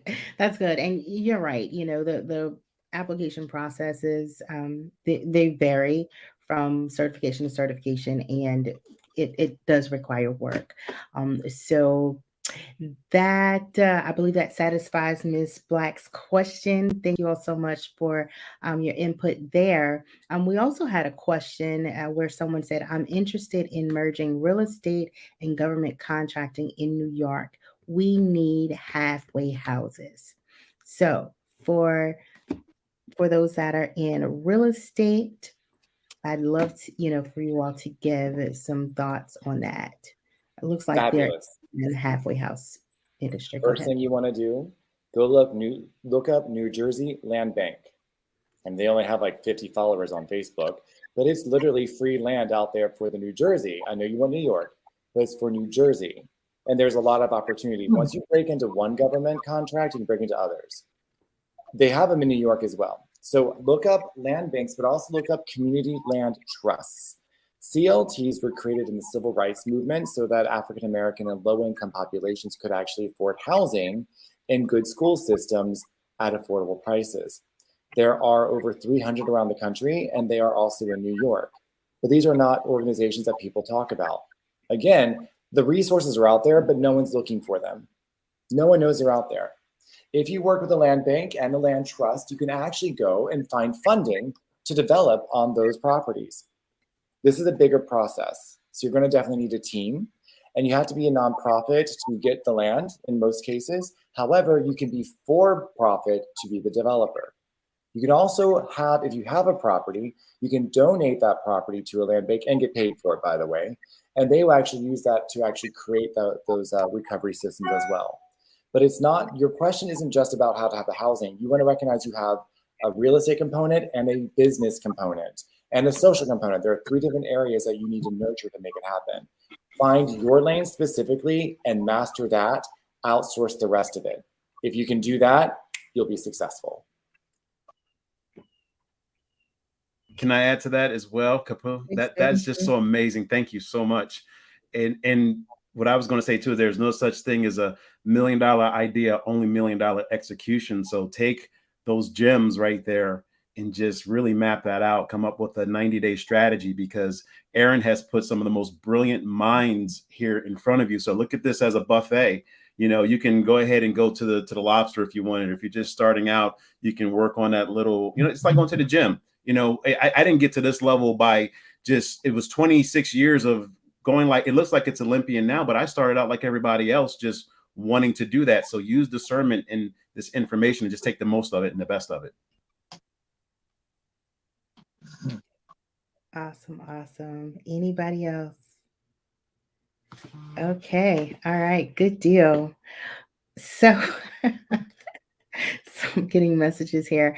All right, so that being said, I believe those were all of the questions we had from the audience. Sure, if there are other questions, you all please drop them in the comments and we would like to respond. But I'd also like to share, we touched on available services and solutions that are in your own backyard that you all can leverage to get started in the government contract space. And we're advocates at Global Works for the urban leagues and the Chamber of Commerce and also those economic development centers.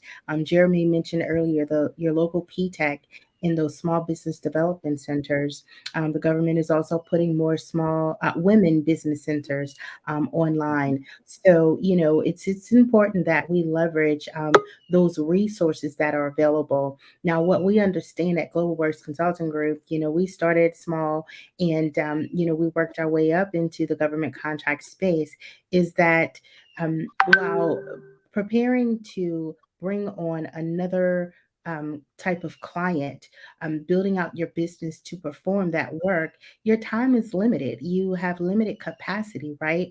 Which is why we exist, and that is to allow you all to continue to focus on your current clientele and continue to perform and continue to operate in excellence while you are also building a new product line, a new service line in your company, that being positioning you to do business with the state government and with the federal government.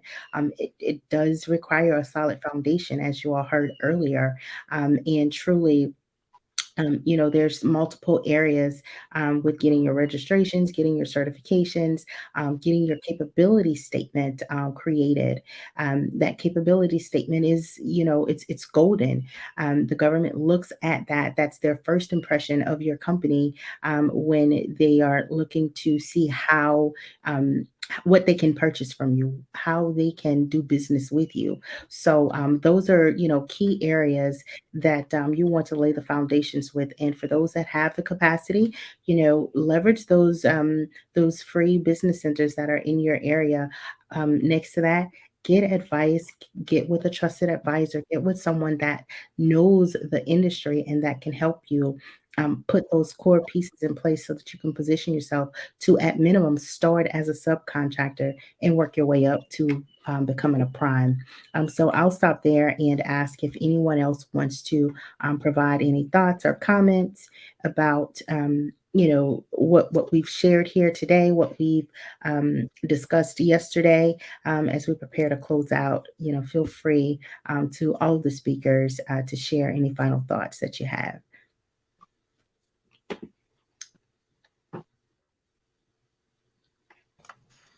Well, one thing I'll say is that it's been a pleasure to join the agenda with many of these excellent folks and a lot of great feedback. And I think it was Fred that mentioned that his feedback is one thing and getting the information is one thing, but it's actually about action and taking action. So definitely the journey of 1,000 miles starts with the first step, and you all have enough information now.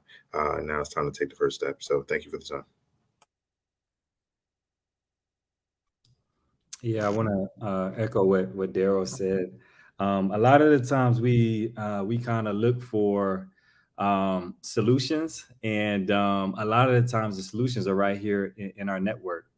So just with the individuals that I've seen on the panel from between yesterday today, like I'm looking at these people. Okay, I definitely need to connect with these people and make sure that I that I take my business to the next level, right? So one of the things that I kind of learned was definitely take note and take name, and then and follow up, right? So you got Daryl Peak, if Google Cloud, you got Jacob, you got Fred, you got Daryl, you got Paul. Like you have all these people up here, and you have access to these people. If you're watching from the Facebook group right now, and they already told you how to connect with them. And you connect probably right after this, they're probably going to respond to you right away, just because, and they just coming off of this event, right? So I definitely would leverage that network, and you'd be surprised at some of the things that you can do. And just Aaron has gotten me to everything that I am doing as far as government contracting, that is courtesy of Aaron, right? So I wouldn't even be on this panel right now talking to you guys had I not met Aaron and leveraged that relationship, right? So definitely network. That's all I want to say. I agree with that, Jeremy. Thank you. And Aaron is about to catapult me to a whole new level. So as the senior of the group, I think I have learned so much from my younger brothers and sisters. And I really do mean that, because unless you stay teachable, you're toast. You have to stay teachable. And I just thank you, Aaron. And my gosh, Aaron, I'm so glad we're adding to some of this testosterone in this daggone group. But anyway, how about you all have been so amazing. The information, Jacob, oh my gosh, I'm sitting over here writing. And then Fred, you were like, okay, I'm done. I'm like, no, Fred, no, we can't be done. What you mean you've done? So I'm so thankful to really know all of you, because you have really added value. Like, just information is so critical if you use it properly, right? And I am just really thankful. Jacob, I cannot thank you enough for just the energy that you brought. And like, you packed it in such a short period of time. I'm like, what? Oh my gosh, who does that? So anyway, thank you all very much. I really, really cannot say enough about being here and sharing this spot with you. Aaron, thanks for making this happen. I really appreciate it. Indeed, Miss Danny. We appreciate you. And Miss Danny, please tell the people what it is that you do briefly. Please tell them.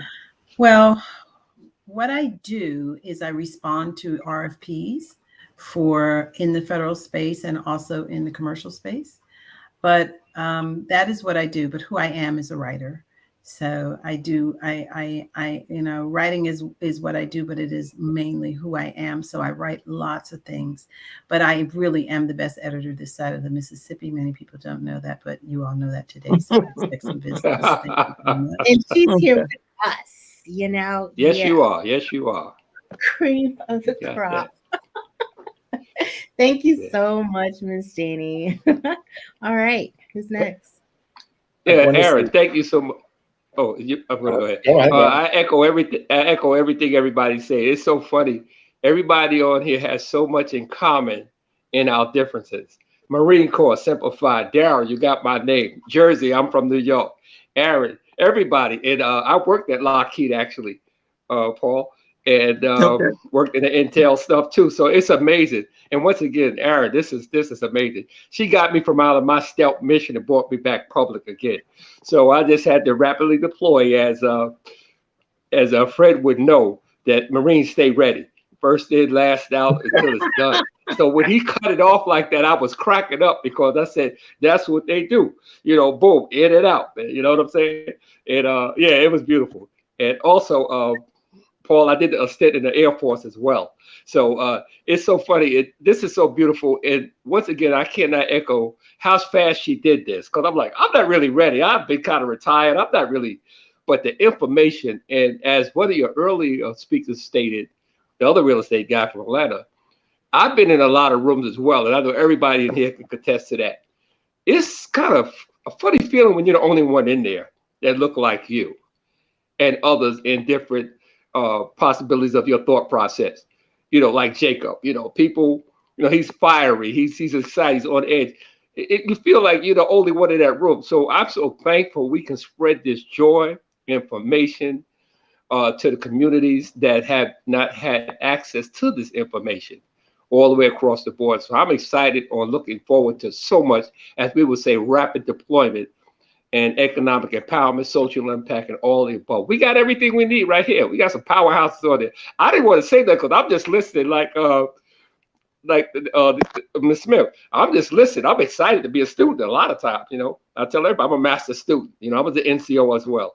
Yeah, I'm just so happy to learn, and the way that you facilitated this, kudos to you. This is awesome, and thank you once again.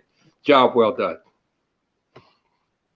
And thank everyone who served our country for your service. Really, I'm an Army mom and an Army daughter, so I get it. Well, I get it a little bit. I don't really get it, but I get it a little bit. There we go. So I kept hearing this Marine and Air Force talking. I'm like, oh, man. But all right. That's okay. If you was on yesterday, you heard me say many branches, same root. So you're okay, man. You're okay. You're good to go. We appreciate you, man, all the way. I wanted to say I agree with everything that's been said, and I'm an Army brat, so thank you for your service. I did a different type of, I'll stop that joke now. Hold on, professional. Okay, I'm back. That'll be in the chat later. A couple things. You're good, Jacob. You're good. By the way, I also just remembered about the halfway homes in New York.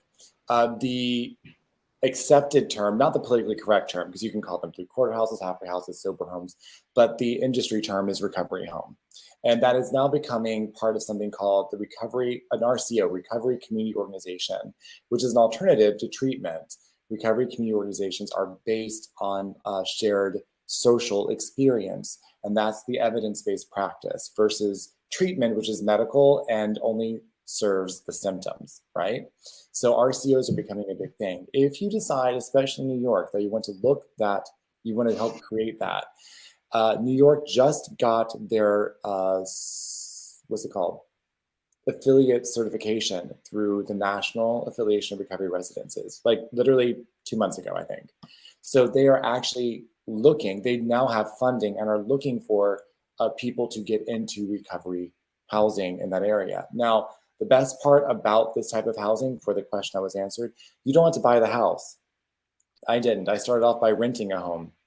If you can find people, and there are a lot of people out there who are military and had to leave for deployment unexpectedly, people who are seniors and have more than one home, they're trying to downsize, whatever it might be, that would rather their home go to a social cause.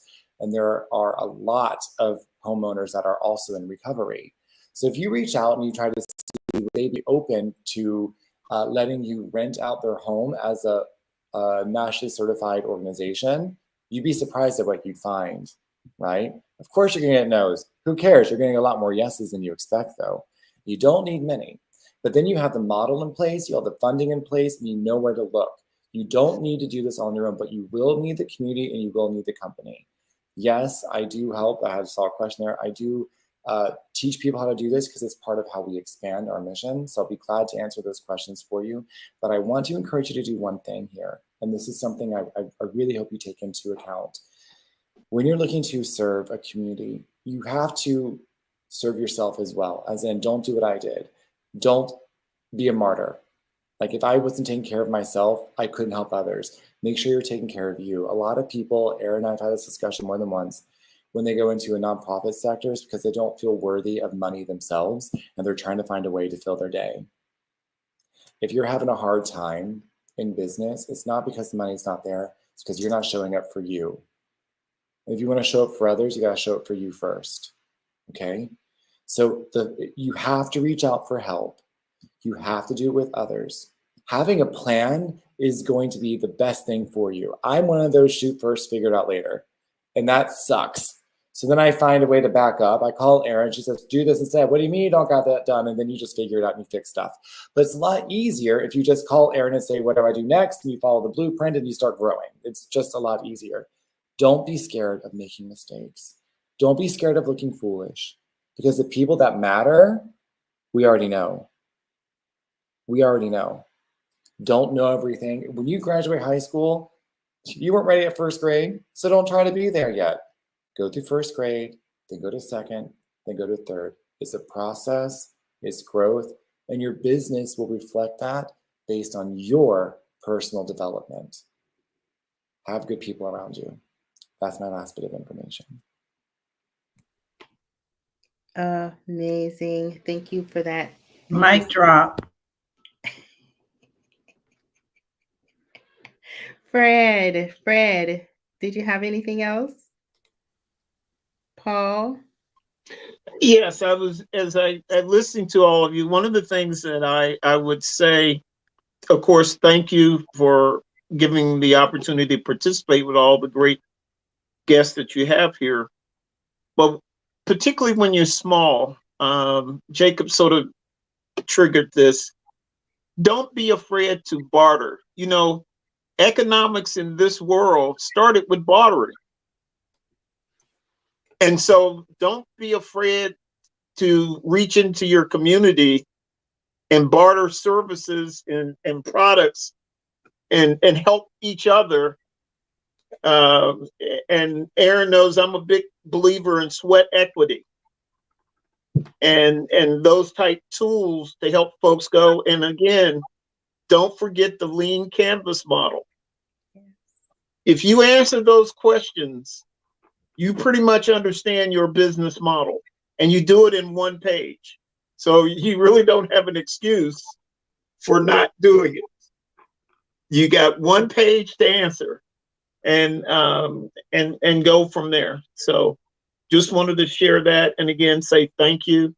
Thank all of you. And hopefully some of you will cross paths and go from there. And see how we can particularly work together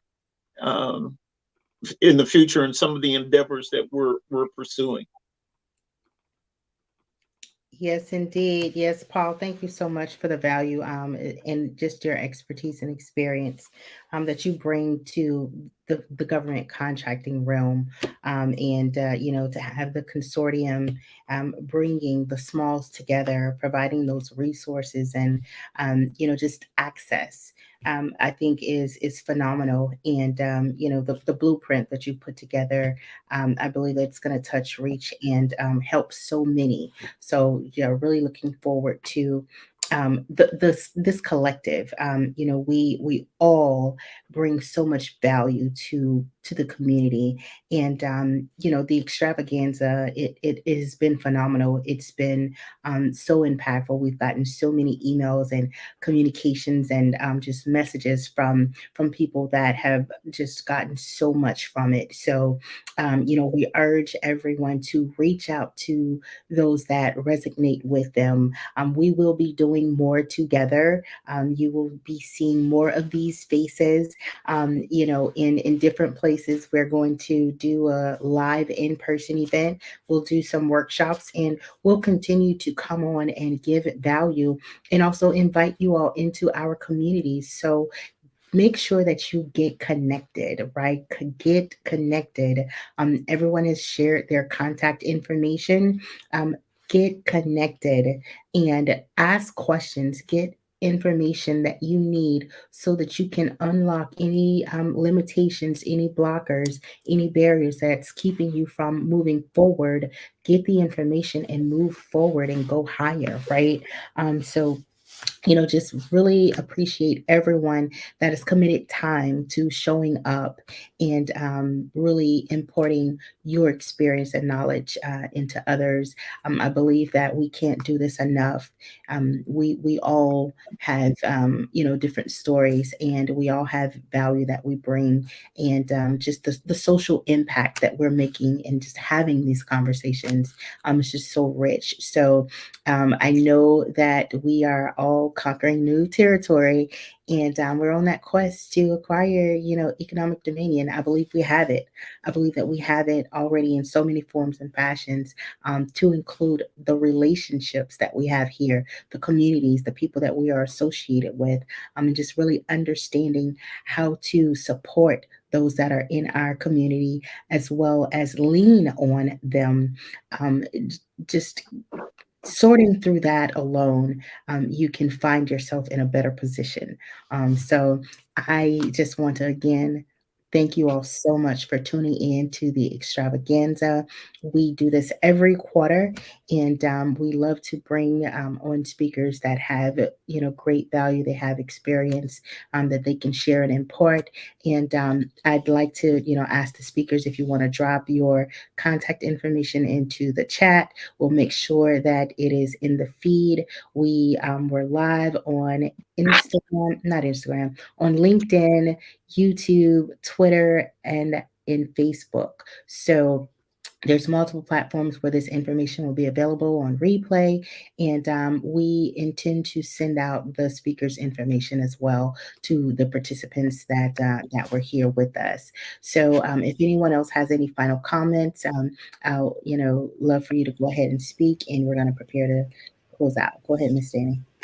Jacob 757, honey, where are you? I went to college in ODU. In Norfolk, Okay, Virginia. well, I'm in Hampton Roads. My family. Oh, okay. Yeah, I'm right here near Peninsula Town Center. So I saw that because I've already been to your 10K while Aaron was talking. So I'm trying to check out. My grandmother lives on Briarfield Road, and my other grandmother lives over there in whatever, off Todd's Lane. Yeah. Todd's Lane. I'm right near there. Oh, good. Okay, I'll contact you. Hey, I also have to say, of course, my first duty stations were Virginia Beach, Oceana, and Norfolk Naval Station. And my first shore assignment was at Hampton University, starting the NROTC program there. Oh, okay. Really? You started the program? Yes. Nice. Hey. I didn't volunteer. I got voluntoed, but I enjoyed it after all. That's impressive. I like to live on the old Buckrow Road down there. I worked at Freedom Fort Hampton. Dear God, how many Hampton Roads in the house. See, right? Go Tidewater. That's right, Tidewater. Right, Tidewater. Yeah. Tidewater. Oh God, the trauma. Amazing. All right. Well, thank you all again so much for tuning in to the Global Works Consulting Extravaganza. We are here to continue to pour into the small businesses and medium-sized businesses that want to access, win, and maintain government contracts. The work continues, so get connected. Reach out to anyone that you've heard from over the last 2 days. We're available to serve and support you, and we look forward to working with you to go higher. Thank you all for tuning in. Have a great day. Thanks for having us.